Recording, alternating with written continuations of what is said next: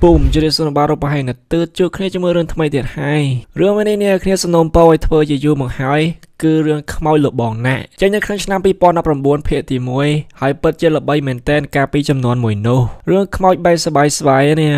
ล้อมือเตียให้ต่อจากนั้นเราบอกในขนมพบผ่านได้บารมเนี่ยกับปนตะดาแต่เพิดเผยเจ้าแต่ขนมกระไหลมวยเด็กกอดเพิดเผยจะคลานในเป็นกับบางเคยมนุษย์กับปนตะกาถอยบังกลมบารมเหมือนเนี่ยได้บารมเนี่ยได้กับปนตะช่อห้าได้จะอัดกับบางคลานเหมือนเต้นเนื้อเป็นนั่นก็บางเคยกรุบเนี่ยสำหรับการก่อนเตอก็ประหยัดรถเจนปิตีนะให้เนื้อเป็นนั่นก็ลือสมเลยแกกับปนตะรอมเชียงกอดบ้านใบกลายเมื่อเตอบางเคยกรุบเนี่ยมีกับบางหนึ่งเตอก็ประหยัดรถบรรทุกเตี้ยแต่เนื้อเป็นนั่นก็มีแกจองกอระบอกก็สลับเนื้อตีนั่งแต่มาดองนี่คือการจับดามในเรื่องระบบเยอะเนื้อเป็นเรื่องระบบยังการมาดองปัจจุบันการมนุษย์ใบเนี่ยกับปนตะดาวมาเลือหลานกรองให้นี่คืออย่างน้อยเนื้อเป็นเด็กแกบางเคยปกติใบเนี่ยแกเลี้ยหมกแต่มาดองจองสกอร์หนึ่งให้นี่คือจะบ้องบอลลูนอดดังก็โทรไว้เนื้อก็จะดังทางเนื้อเป็นนี่ก็เฉียดชนะให้การเงี้ยระบบก็เมื่อเตี้ยคือเจ้าจันจำโปรให้เนื้อเป็นกับบ้านเคยน้องกับบ้านแต่ยายน้องแต่มาดองแต่เนื้อเป็นน้องกับบ้านหมกกับเปิดเตอร์ปกติทลอปสกอร์นี่หนึ่งคือทลอปเรียนสลายจมูกเนี่ยเต้นเป็นในโปรแกรมสื่อต่างๆน้องแต่เกตเพื่อก้าไว้น้องประทะเกตวันเมย์บอกเกตเดินใจมาแต่ให้ได้น้องนัดแข่งในเกมแมนอายุมาเพย์ปรามชนะโปรแข่งในแข่งโคกับน้องบอกเกเตอร์โปรแกรมแต่ใบเนี่ยเฉลี่ยพ่อรองพ้องให้เป็นเบอร์สเดย์เตอร์น้องเดทเวทกองล่างกับข้างล่างเหมือนเต้นกับป้องแต่กับงอยเก่งพ้องป่วยโลล่าข้างเหมือนเลยหายซาเตอร์เนอร์เป็นเด็กก่อนเมื่อตามกับจอกับบางเคยแท้อดเมียงกวางเต้มันดูเหมือนเนี่ยเตอร์ก้อนให้เคลียร์ระบอกก้อนมาจุยมือเคลียร์ระบอกก้อนเมื่อมันเคยเอาไว้เนเต้แต่เนอร์เป็นเด็กเก่งเงี้ยเมื่อมาดองเตี้ยเกิดเปิดจีบบัตรเข้ามาเปิดแมนเตอร์แต่กองล่างเนอร์เป็นในสลับบัตรแต่หายกเนี่ยกับป้องแต่เปิดไพ่โดยโปรแกรมจุฬามันตอนเตะลางการเลื่อนเตอให้เนเป็นในกบบึงโจแปด first balloon จมูกน้องโปรแกรมแต่ใบนี้มันปาปอดอยู่จุดเนเตแต่เมื่อแพ้ระบบโปรแกรมมันเตี้ยสลับบัตรแต่ให้เจ้ารวมซอสได้ของบ้านได้น้องเนเป็นในเกมบอลชัวต่อเต็งเคลียร์จมูกป้าระบอกเเดี๋ยวซาตะเกียดกางเงี้ยเถื่อให้เนเป็นในเตยโจแปดออเลยตีได้น้องก็จับรำเข่งท่าก็ให้เราจะซอยมันเต้ประมาณระยะจ้องกล่อยนี่จังให้ก็จ้องตับบัวเนเป็นนั่นก็มีประเด็นจะก้นเหมือนอ้อมในมนเจ็ดนึงได้กอรักไซกอเมื่อตะกันน้องในปฏิกันนอนแท้อันเคยขมายปลอมเนี่ยได้เกได้จีมือเยอะในเดือดเกขมิ้นสมัยเติบปมาได้เกขมิ้นแต่กะบัวดำใบซองก้นปมาได้ระบอกเกเตอร์เป็นในโปรแกรมใบเนี่ยมาวอดมือกระไหลขนมปิดผบโลให้เมื่อให้ในโปรแกรมมาบัวแต่งใบเนี่ยมันแม้แต่ซาแต่น้องมันเนี่ยเนเต้คือซาแต่บอมบอลลูนกับมาสัจจาปอนเทนตีในไทยบอลเซียก็ชนะก่อนนึงมาบัวเนตีนี่จังไงเนเป็นในก็เตอร์ทั่วตาใบเด็กก็สัญญาใบเลียบนนอนเตอร์เป็นในโปรแกรมมาดอลให้กับปนแต่บอลซ่ากับโจจมูกในประซองมาองเด็กก็ในเคยก็เพลียมเฟอก็จับประดมแต่มาดองคือจองบัวเพลียมคือมันโลกสังหารอย่างนี้แต่ให้ยังบัวเนตีนี่มูจิวัดกว่าได้ประตูเอาทะลุให้โปรแกรมมันต่อยกไอวันเตอร์กระไหลวอดเนเป็นนั่งกับบ้านช่วยจมูกน้องบอลไซมันเนี่ยกับปนจีกองแต่งตักพเน่ได้น้องก็เคยมองไซแกสลายมองไซบาแต่ให้เนเป็นในโปรแกรมเอาช่วยจมูกน้องปัดได้จากก้นให้เนเป็นในออดกับบ้านน้องโปรแกรมเดบิวเนี่ยแต่กระไรเดโปรแกรมหนาเนอแต่ดอกกับบ้านช่วยจมูกน้องประซองมาอ่องเตี้ยได้เนเป็นในบอลระเบิดเยอะกับปนสู้จากการประซองแต่ประซองมาอ่องเตี้ยได้สังหารเป็นแต่ยมจอมาไม่ก้อนเหนื่อยนะแต่นอจมูกหลบเอานอเกลือเดินเต้ก็ปนในขนมวอดเหมือนนี้คือไม่แต่ประซองปีแต่เป็นนอคือหลบบอลจมูกหลบเอานอแต่เนเป็นในโปรแกรมมีร้อนจำไหลให้โปรแกรมเพื่อจะเคยใบเนี่ยเปิดแมนฮันนี่คืออะไรเด็กโปรแกรมตรสนาเนอเมื่อเตอร์ก็เพื่อจะกลัวใครเหมือนเต้นได้บอลลูนเป็นในเกมกับปนแต่เรียบจอมกับมีรอนท่าไม่นานเกชอบปีกไก่คล้วนจะนายเฟอร์อะไรเด็กก็สนาเนอคือสตบาดโลแต่มาดองจะนายน้องเป็นในเกมดอกไอวันจุกใส่ก็เกมกับปนแต่รอกหายเนเป็นนั่งยกกับบ้านเคยได้นาเกมเตะเตียงใส่ก็ระบอกเกย์โดยขมายล้อมโปรแกรมแต่ใบเนี่ยขนมเป้แต่มวยแต่มาดองได้เฟอร์กับปนแต่เรียบจอยวันระบอกกอดบาดโลมวยรองเกอไอบาลูนเกมกับมีรอนท่าไม่นานวิญญาณในขนมสปองจิโปเกมคำแต่เพย์สมันแต่ขมายล้อมกับเปิดเตอร์คือจะโปทลันซอจะนายบอมรู้ก็สำหรับจะให้หนึ่งวัสบอลจะโปหนึ่งมือบัตรถ้าเคยมันนึกคือรถแต่มาดองให้ในเป็นในกบบึ้งอดบางเคยหนึ่งเตะแต่เคยรุดทอดแต่เวงให้เกย์แต่ก็เตอร์สนักในนั้นคือจะกระด้างมาชูซอเตอร์ในเป็นในก็ประหยัดยารถให้จำนายบอมเฟิร์นในเป็นในกอดบาดหนึ่งมือกับเปิดเตอร์เมียนในวันเตะก็ในเจี๊ยตกกายมวยแต่เป็นนอให้แต่ก็กระโปงแต่เอิดมือในเป็นในบอมบอลลูนกับบางมาดอโดนกอดเตอร์แต่กายคามอดกอดตัวแต่บ้านบอมบอลลูนกับจองยกบ้านเตอร์ไวแต่กายแต่ว่าเส้นไวเตอร์ใบหมดบอมเฟิร์เตอร์เฟิร์นประทับเตียนวีเตอร์เตียนมวยให้ในเป็นในก็ปัจจุบันสำหรับเปิดแมนมาหลอกน้องได้พวกกอดคำมาหลอกน้องช่วยแต่น้องก็ช่วยคนไอ้เหมือนบ้านแต่นั่งโดยซาตานเป็นนี่ปูรมเกย์ว่าแต่ให้ได้พวกก็แต่เป็นเนี่ยใครปูหรือเนี้ยเติมน้อง ប្រថាគេសន្យាថាយកពួកមួយនេះចេញពីខ្លួនរបស់គេនឹងឲ្យចាប់ពួករបស់គេគឺសំដៅទៅលើរុក្ខជាតិទៅបងហ្វឺប្រថាអូខេខ្ញុំនឹងធ្វើគាត់ក៏ព្រមជួយน้องយកពួកចេញពីខ្លួនរបស់គេទាំងផិតភ័យហើយនៅពេលដែលគាត់យកពួកបានសម្រេចហើយក៏គ្នារត់ចោលគាត់ទាំងអស់អត់គេលឺសំឡេងរញ៉េរញ៉ៃក៏បានមកមើលផងដែរមានរឿងអ្វីបងមក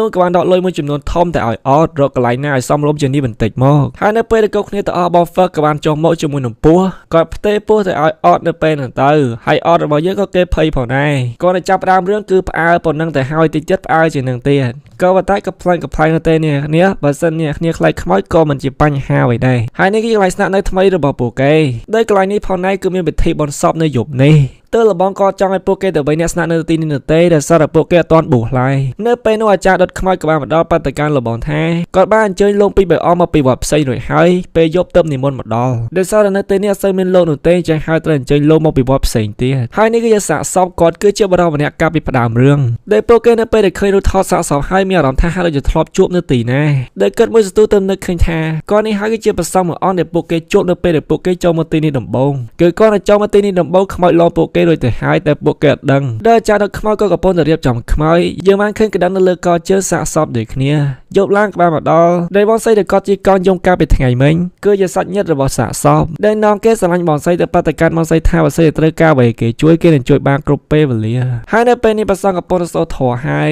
យតែនៅពេលនេះប្រសងមួយអង្គក៏លឺសំឡេងចេញពីក្តារមឈូសគាត់ក៏បាននិយាយជាមួយក្តារមឈូសតែម្ដងដល់ពេលដែលចង់លេងជាមួយយើងហើយមែនទេអត់ខ្លាចលោកតិចមកមែនគាត់និមន្តទៅជិះក្តារមឈូសយកដៃគោះក្តារមឈូសហើយក៏ស្ដាប់តែចាំស្ដាប់មួយស្ទួលឺអ្វីវិញនោះទេទើបគាត់មើលងាយខ្មោចស្មានតែខ្លាំងកាពិតអត់ហ៊ានធ្វើអីប៉ុណ្ណឹងតែសតទៅពេលនោះក៏ប៊ុងខ្មោចហោះចេញពីក្តារមឈូសតែម្ដងទៅនៅពេលនេះក៏កដួលអំមាញ់មិញហ្នឹងគឺស្រមៃតែប៉ុណ្ណោះហើយតែគាត់ដឹងខ្លួនភ្លាមចាប់ញ៉ាខោទៅកាន់តកងឡានឲ្យមកយកខ្លួនចេញពីទីនេះតែម្ដងកោកគ្នាក៏ឆ្ងល់ក៏សួរបងឯងតែគាត់បាត់ថានៅមិនបានទេទីទឹកគេឡងហើយដេ first នៅពេលនេះគេពងបាត់ទៅកាន់បងមលូនថាកើតនៅទីនេះនៅទេសុកចិត្តទៅកេងកន្លែងចាស់វិញហើយដល់ពួកគាត់ទៅពីនេះក៏ពងនៅពិភាក្សាគ្នានៅពេលនោះបងសេបាត់ទៅកាន់ពួកគាត់ទៅពីនេះថាអរគុណច្រើនពួកគាត់ក៏សួរអរគុណរឿងអ្វីដែរគាត់បាត់ថារសារណងគេនឹងកេងកំដរខ្មោចនៅទីនេះដៃបង first ក៏ខ្លាចខ្មោចក៏តែក៏ចូលចិត្តប្រុសចឹងហើយនៅពេលដែលឃើញនន់ធ្វើដៃបេះដូងដាក់គាត់ក៏សប្បាយចិត្តស៊ូស្លាប់នៅទីនេះតែម្ដងទៅយកឡើងក៏បានបន្តពួកគេនៅទីនេះកំដរសាកសពបងម៉ាលូនក៏កំពុងតែឡាយក្តារមឈូសនៅខាងក្រោយគាត់នៅពេលនោះក៏មានដៃចេញពីក្តារមឈូសអ្នកខមមិនក៏បានខមមិនប្រាប់គាត់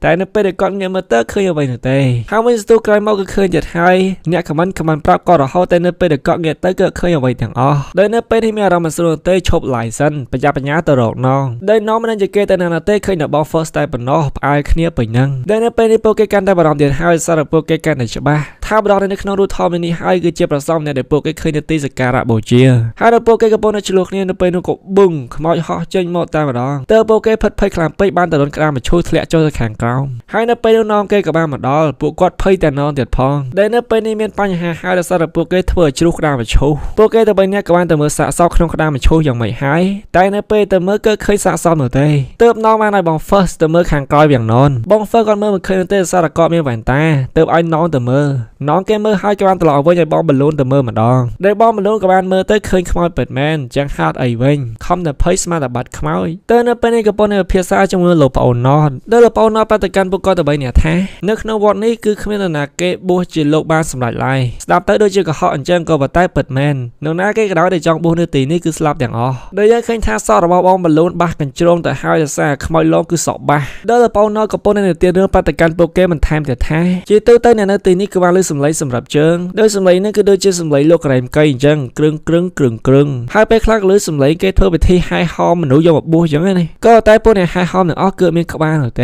េទៅបង first នៅពេលនេះកំពុងតែស្ដីបន្ទោសទៅកាន់បងបលូនទៀតហើយមុននឹងបងសននៅទីណាចេះធ្វើការស្រាវជ្រាវវត្តនឹងសិននោះទេឃើញតែទេនៅពេលនេះត្រូវលាបណ្ណនៅក្នុងវត្តបែបនេះខ្មោចលងរាល់ថ្ងៃទៅនៅយប់នឹងពួកគេក៏គេជាមួយគ្នាមានព្រះនៅកណ្ដាលព្រឹកស្អែកឡើងក៏បានមកដល់ឆ្លងផុតមួយថ្ងៃហើយដោយនៅព្រឹកនេះពួកគេមានស្នាមញញឹមឡើងវិញហើយសប្បាយធម្មតាដែលបង first ក៏កំពុងតែល្អទៀតហើយមិនគួរណាដាក់ហត់យ៉ាងនេះសោះតែនៅពេលនេះក៏បានឃើញប្រុសស្អាតគឺលែងហត់វិញដែលនៅពេលមកដល់វត្តវិញលោកប្អូនណតក៏បានឲ្យខ្សែកទៅកាន់នងដោយសារនងគេជ្រុកបាត់កាលពីពេលដែលជាចូលមកដំបងចំណែកបងបានលើវិញនៅពេលនេះក៏កំពុងតែបាញ់លុយឲ្យប្រុសចាយទៀតហើយទើបបង first បដៅគាត់ឯងទៅទទួលស្គាល់ការពិតទៅបលូនគេមិនស្រឡាញ់ឯងនោះទេគាត់តែចង់បោកប្រាស់លុយរបស់ឯងតែប៉ុណ្ណោះឯងគិតដល់បណ្ដាយពីការរបស់ឯងនៅផ្ទះតែមើលដែល first គាត់និយាយមកស្ដាប់ទៅឡើងវេទនាតែបងបលូនប្រថាមករបស់យើងមានពីការវិញណា ឯងបែកទៅដឹងតែយើងទទួលស្គាល់គេពិតជាបោកយើងពិតមែនដោយបងមកលូក៏បានសួរទៅកាន់បងហ្វឺវិញដោយសារពួកគាត់ទាំងពីរនាក់សុទ្ធតែមានបញ្ហារៀងៗខ្លួនដោយបងហ្វឺបញ្ហារបស់គាត់គឺប៉ារបស់គាត់អត់ទទួលស្គាល់គាត់ថាគាត់គឺជាហ្គេសម្បីតែគាត់ស្លៀកសំពត់នឹងក៏ហាមផងដែរទើបបងមកលូលោកចាត់ឲ្យហ្វឺគាត់បួសដែរទៅចាត់ទៅថានេះជាការលៀងបន់បាបជាមួយនឹងប៉ារបស់គាត់ទៅចោះដែលនៅពេលនេះពួកគេតែបីនាក់ក៏ប៉ុន្តែធ្វើដំណើរយកសម្រានទៅបោះចោលបងមកលូក៏បានឃើញនរណាគេទៅចម្លែកនៅកន្លែងទីសក្ការៈបូជាទើបធ្វើពួកគេតែបីនាក់កាន់តែភ័យទៀតហើយខ្មោចនៅក្នុងវត្តមួយនេះលងទាំងថ្ងៃតែម្ដងពួកគេតែបីនាក់ក៏បានទៅនិយាយលេងជាមួយនឹងអ៊ំស្រីម្នាក់ហ្នឹងដែលនិយាយលេងគ្នាមួយយូរក៏បាននឹងថាគាត់មិនជាខ្មោចទៅក៏គាត់មានសតិបញ្ញាមិនល្អតែប៉ុណ្ណោះហើយនៅពេលគាត់ឃើញខ្សែករបស់នងក៏បានហៅនងថាជាអ្នកគឺជាកូនប្រុសរបស់គាត់ទើបគាត់ក៏ចង់ចាប់នងពួកគេក៏បានជួយធ្វើឲ្យគាត់ដួលជាមួយនឹងបងបលូនគាត់ចាប់បងបលូនវិញដែលនៅពេលនេះរញ៉េរញ៉ៃខ្លាំងមែនទែនអ្នកដុតខ្មៅម្ដងក៏បានដេញពួកគេទាំងអស់ចេញទៅពួកគេក៏សួរតែគាត់គឺជានរណាគេអ្នកដុតខ្មៅបានប្រាប់ថាកុំខ្វល់ពីគាត់អីពួកឯងគាត់ទៅខកពីរឿងរ៉ាវផ្ទាល់ខ្លួនរបស់ពួកឯងទៅដែលនៅទីនេះមិនទៅតែមានខ្មោចធម្មតាទេគឺមានរឿងរ៉ាវអាចកំបាំងផ្សេងទៀតយើងនឹងដឹងហើយគឺកាន់តែល្អមើលដែលនៅពេលដល់ពេលត្រូវបូជាហើយលោកពូក៏បានកាប់ដោសោយនៅលើសាកសអាណិតចេននេះមែនទែនបងប្រុសរបស់គាត់ស្លាប់បាត់ទៅហើយអ្នកគ្នាស្គាល់គាត់ដែរទេបងស្រីចេននេះក៏ធ្លាប់មកកម្ពុជាដែរទេនងក៏បានលួបងស្រីចេននេះបងចេននេះក៏បានអរគុណគេតែនៅពេលនេះនងក៏បានឃើញអ្វីចម្លែកគឺខ្មោចដែលងើបចេញពីក្តាមឈូមិនមែនជាខ្មោចរបស់បងប្រុសចេននេះឡើយដែលគេផិតភ័យយ៉ាងខ្លាំងក៏ប៉ុន្តែគេតំប្រាប់អ្វីទៅកាន់បងចេននេះទេគេបានបដិការឲ្យគ្រប់គ្នាថាបើតាមគេចាំសាកសពបងប្រុសរបស់បងស្រីចេននេះអត់មានសាក់នៅលើដៃឡើយក៏តែខ្មោចដែលចេញពីក្តាមឈូគឺមានសាក់លើដៃបន្តទៅនឹងរឿងរបស់យើងក៏បានកាត់នៅពេលដែលពួកគេកំពុងតែរៀនធម៌កំពុងតែទន្ទិញធម៌អញ្ចឹងណាទិញតាំងពីថ្ងៃរហូតដល់យប់តែម្ដងនងរបស់យើងដែលគេទន្ទិញតែម្នាក់ឯងតែនៅពេលដែលគេភ្លេចគឺមានអ្នកជួយប្រាប់គេដំបូងមិនចាប់អារម្មណ៍ឡើយតែក្រោយមកគឺចាប់អារម្មណ៍គឺនៅពេលនេះកំពុងតែងាករកប្រភពសម្លេងហើយតែឃើញនរណាគេទាំងអស់ងាកមើលមិនអស់ចិត្តដើររកទៀតផងនៅពេលនេះឃើញរូបសម្លាប់ធ្វើពីស្មងតែប៉ុណ្ណោះហើយនៅពេលនោះក៏ប៊ឹងគឺជួបជាមួយនឹងអត់នៅទេអត់តែធ្វើអ្វីនៅទីនេះអត់ក៏បានសើទៅកាន់នងបជាតែលោកច្បាស់ទៅទេចង់បួសនៅទីនេះខ្សែករបស់លោកពិតជាលយមែនទែនហើយសោះទៅនៅពេលនឹងខ្សែកដែលនងពាក់ចាប់ដើមរឹតករបស់គេហើយក៏មានដៃនរណាគេនៅទេទាញក្បាលរបស់គេចេញទៅដោយក៏បាននិយាយប្រតិកម្មនងថាបើសិនយើងមិនបានបួសនោះទេនរណាគេក៏មិនអាចបួសបានផងដែរដែលនេះគឺជាខ្មោចរបស់បងណាក់នេះគ្នាឈុតនេះគឺពិតជាលយខ្លាំងមែនទែនខ្ញុំចូលចិត្តប្រសិនឡើងបានមកដល់នងប្រតិកម្មលោកប្អូនណោះយកមិញខ្មោចលងគេលោមែនទែនដើមរំអ្នកនឹងបាននិយាយថាបើសិនគេមិនអាចបួសបានទេគ្មាននរណាគេនៅទីនេះអាចបួសបានឡើយតើលោកបងក៏បានមកដល់ប្រតិកម្មពួកគេទាំងអស់គ្នាគេមានប្រវត្តិរបស់គេគឺកាលពីដើមឡើយមានបរិបម្នាក់បានសុំមកបួសនៅទីនេះដែលគេដាក់ចិត្តដាក់កាយបួសពិតមែនក៏ប៉ុន្តែក្រោយមកទៅបានគេរកឃើញថាគាត់មិនមែនជាមនុស្សនោះទេគាត់គឺជានេះដែលនេះមិនអាចបួសបានឡើយមានតែមនុស្សតែប៉ុណ្ណោះដែលអាចបួសបានតើចុងក្រោយគេសម្រេចចិត្តថាបើសិនជាគេមិនបានបួសនោះទេគេសុំនៅក្បែរព្រះធម៌ព្រះសង្ឃទៅចុះជាងហើយយើងឃើញនេះមកដល់សប្តាហ៍ថ្ងៃនេះចំណែកចេនេះវិញនៅពេលនេះក៏កំពុងតែយំទៀតហើយដែលគាត់បានសួរទៅកាន់អាចារ្យផ្លុកតើបងប្អូនរបស់គាត់ស្លាប់ដោយសារតែខ្មោចរបស់បងណាក់មែនទេ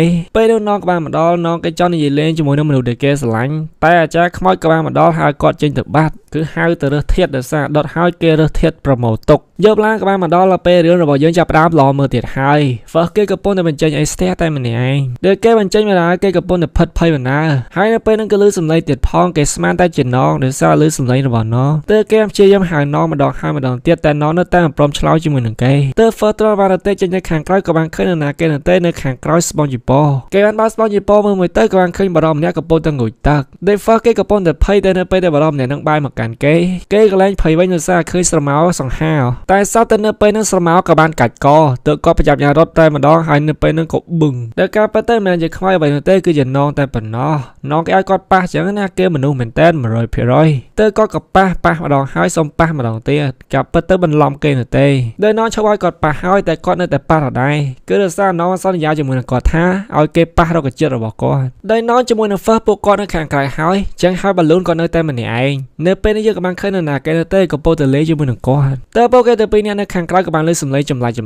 ចូលទៅមើលបងបាឡូនក៏បានឃើញថាបងបាឡូនកំពុងតែគោះជួងទៅវិញគឺគាត់យកក្បាលរបស់គាត់ទៅគោះជួងដោយនងគេចង់ទៅជួយតែបង First ក៏បានខាត់គេទៅធ្វើឲ្យខ្មោចកំពុងតែឡងទាំងអស់គ្នាលើហើយតែខ្មោចនៅពេលដែលដឹងវត្តមានរបស់ពួកគេទៅពេលអ្នកគឺឡងកាន់តែខ្លាំងនៅពេលនេះក៏បានចងកបងបាឡូនរបស់យើងទៅខាងលើតែម្ដងទើបនងក៏បានទៅជួយ First ក៏បានកាត់ខ្សែនៅពេលនោះទៅដោយបងបាឡូននៅពេលនេះក៏ស្លាប់បាត់ទៅហើយនងក៏ចង់បញ្ចូលខ្យល់ឲ្យគាត់តែ First ក៏បានប្រថាចង់ខ្ញុំជាអ្នកបញ្ចូលវិញទើប First ក៏បញ្ចូលខ្យល់តាមមាត់ទៅកាន់បងបាឡូននឹងខ្លួនទះគេមើលកំភ្លៀងដោយនៅពេលនេះពួកគេទៅវិញកំពុងតែបារម្ភហើយតើបងណាក់ពិតជាមានមែនដែរទេចំណែកលោកបងនៅពេលនេះក៏កំពុងតែសូត្រធម៌តែម្នាក់ឯងក៏សូត្របណ្ដាក៏បានលើគេបន្តពីក្រោយបណ្ដា ដោយនៅពេលលបងងាកទៅខាងក្រោយក៏មានដៃមួយកាច់យកផ្កាឈូកដែលនេះខ្មោចរបស់លបងណាគាត់ប្រាប់ទៅកាន់លបងថាបើសិនខ្ញុំមិនអាចបួសបានទេគ្មានអ្នកណានៅទីនេះអាចបួសបានឡើយទើបប្រសាឡាមម្ដងនៅពេលដែលពួកគេទៅរកលបងដោយសារឃើញលបងនិមន្តចុះឡើយគឺពួកគេបានឃើញថាលបងនៅពេលនេះស្លាប់បាត់ទៅហើយទើបនៅក្នុងវត្តអស់លោកមែនតើហើយនៅសល់តែលោកប្អូនណតតែប៉ុណ្ណោះទើបលោកប្អូនណតប្រាប់ទៅកាន់ពួកគេទៅ3នាក់ថាមិននៅទេចាំខ្លួនបួសឲ្យពួកគេក៏បានដែរតែនៅពេលនេះខ្លួនសុំសម្រាកសិនហើយនៅពេលនេះតូចជន់លើតុឲ្យបងបលូនរបស់យើងនៅសារប្រុសរបស់គាត់បោកគាត់ពិតមែនលើកនេះគឺបោកច្បាស់100%បែកគ្នាមែនតើហើយដោយបងបលូននៅពេលនេះក៏កំពុងទៅកន្លែងទីសក្ការៈបូជាដែលគាត់បានធ្វើការបន់ស្រន់គឺសារគាត់គិតថាកន្លែងហ្នឹងហើយធ្វើឲ្យគាត់បាត់បង់គ្រប់យ៉ាងហើយបងចេននេះក៏បានយកចង្ហាន់លើកចុងកោយរបស់គាត់មកឲ្យព្រះសង្ឃដោយសារតែបងប្អូនរបស់គាត់គឺបូជារួចហើយចេះឲ្យអស់ទិនទីរបស់គាត់នៅទីនេះហើយបងហ្វឺកំពុងទៅខាត់បងបលូនក៏មកធ្វើបែបនេះអីបាបណាញោមតែបងបលូនក៏ខឹងណាស់តាមចិត្តក្តៅចង់តែហែកឆៅកូនវាយនៅទីនឹងខ្ទេចអស់តែម្ដងយើងមិនដឹងជាយ៉ាងណាចំណៃនៅទេបន្តិចទៀតនេះចឹងឯណោគេកំពុងតែខាត់បងជានេះមូលហេតុហ្នឹងគឺសារគេស្រឡាញ់បងជានេះឈប់នៅទីនេះគេបួសធ្វើអ្វីលែងបានឃើញមនុស្សដែលគេស្រឡាញ់ទៅហើយហ្នឹងតែបងជានេះបើថាលោកមិនស្រឡាញ់ខ្ញុំនោះទេលោកក៏នៅខ្លាចភាពឯកាតែប៉ុណ្ណោះខ្ញុំដឹងថាលោកមានបញ្ហាខ្ញុំក៏មានបញ្ហាតែបើសិនយើងអាចយកឈ្នះបញ្ហានៅក្នុងគ្រានេះបានពួកយើងនឹងកាន់តែមានផ្លូវចិត្តរឹងមាំទាំងអស់គ្នាបងជានេះប្រាប់រួចហើយក៏បានចាក់ចេញនៅពេលហ្នឹងទៅលោកប្អូនណតក៏បានមកដល់គឺនាំនងទៅជួយមើលបលូនផងដោយសារនៅពេលនេះគេកំពុងតែមានចិត្តក្តៅនងគេព្យាមកខត់ហើយនៅពេលនេះពួកគេទាំងអស់គ្នាក៏បានលើសំឡេងកដឹងក្រឹងដែលពួកគេខំទៅភ័យតែនៅពេលនេះគាត់អាចជាក្រែមកៃតែប៉ុណ្ណោះហើយនៅពេលនេះអមសៃម្នាក់នេះក៏មកទីនឹងទៀតហើយដែលក៏កំពុងតែសោកស្ដាយដោយសារកន្លែងនេះគឺកន្លែងកូនប្រុសរបស់គាត់ហើយនៅពេលដែលគាត់ចេញទៅក៏ជ្រួលថតមួយស្លើដែលរូបថតនេះគឺរូបថតរបស់គាត់ជាមួយនឹងខ្មោចដែលពួកគេជួបក្នុងពេលដែលពួកគេចូលមកដំបងតែនៅពេលនេះពួកគេកំពុងតែឆ្ងល់ហើយតែអមសៃបាញ់មិញជាមួយនឹងបរិសម្នាក់នេះជាប់សាច់ញាតិអ្វីនឹងគ្នាទើបអត់គេប្រថាទៅសួរតារបស់គេតែម្ដងទៅតារបស់គេគឺជាអ្នកអត់ខ្មោចនៅទីនេះហើយនៅពេលយើងទៅដឹងរឿងរ៉ាវគ្រប់យ៉ាងដែលព្រះសង្ឃសង្ហាដែលពួកគេជួបដំបងគេមានឈ្មោះថាផនដែលនៅពេលនេះក៏កំពុងតែមានចិត្តជ្រះថ្លាបួសសងគុណម្ដាយរបស់គាត់ក៏តែគាត់នៅមកដល់ខ្លោងទ្វារភ្លាមនៅពេលនេះគឺមានរឿងហេតុចម្លែកបក់ខ្យល់ចុះបក់ខ្យល់ឡើងធ្វើឲ្យគាត់ស្លាប់តែម្នាក់ឯងតែប៉ុណ្ណោះដែលធ្វើឲ្យម៉ាក់របស់គាត់ពិបាកចិត្តជាខ្លាំងប៉ះទង្គិចអារម្មណ៍របស់គាត់ខ្លាំងពេកក៏បែរទៅជាបែបនេះដល់សប្តាហ៍ថ្ងៃផងគេប្រហែលជាស្លាប់ដោយសារតែគេចង់បួសនៅទីនេះប្រហែលស្នាដៃរបស់លោកបងណាក់ទៀតហើយទៅនៅពេលនេះបងបលូក៏កំពុងសោកស្ដាយចំពោះទៅវើគាត់ទៀតហើយនៅពេលលោកប្អូននោះក៏បានឃើញខ្សែកដែលផនគេពាក់ដូចជាខ្សែករបស់នងដែលបន្ទាប់ពីនឹងបលូក៏បានសុំទោសអ៊ំស្រ